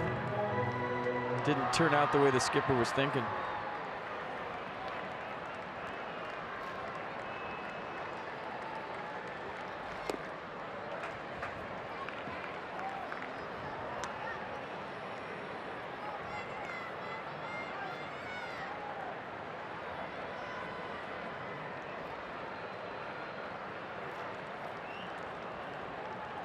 2-2. Michael A takes it. And if you can get Wilmer Defoe in the batter's box here, you never know what's going to happen.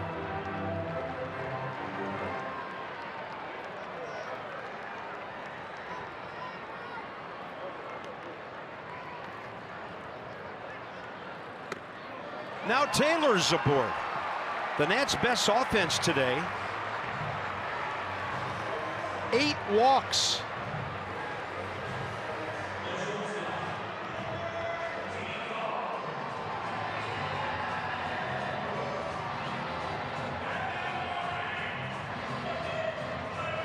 Wilmer Defoe, career with a walk, 0 for 3 against Hector Neris. And wouldn't it be something if he could get Bryce Harper into the box here? 1 on, 2 out. High strike, and Wilmer surprised by the call.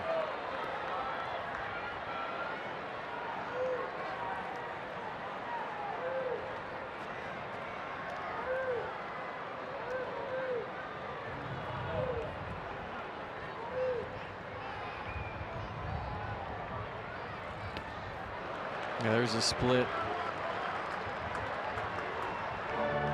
Yeah, I think if you're Dave Martinez, you can live with whatever happens here today if you get Bryce Harper up.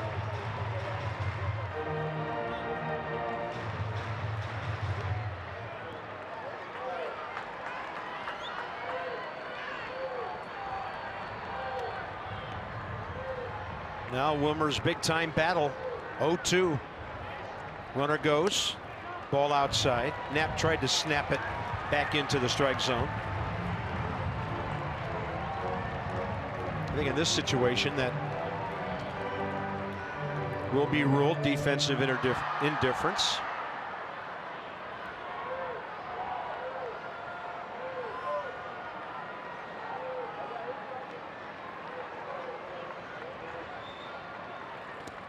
Ball gets away, and Taylor's going to third on a wild pitch.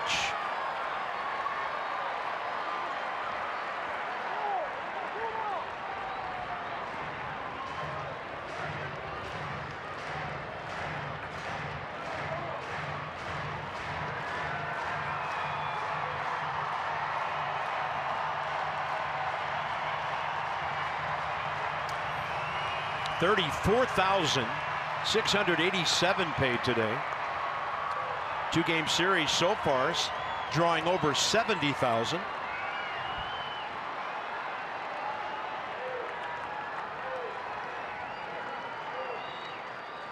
Defoe down the line, hooking, and a couple of feet foul.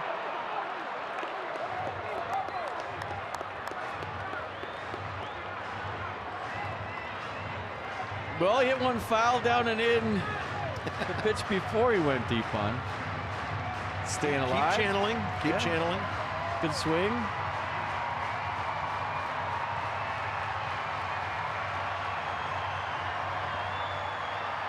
You just want to see Bryce hit here. Any way you can. Easy to say up here. Neris got a nasty split.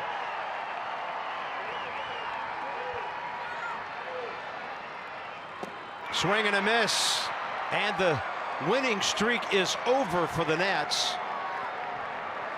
The Phillies stopped the Nationals today despite walking 8 batters. A couple of double plays helped them.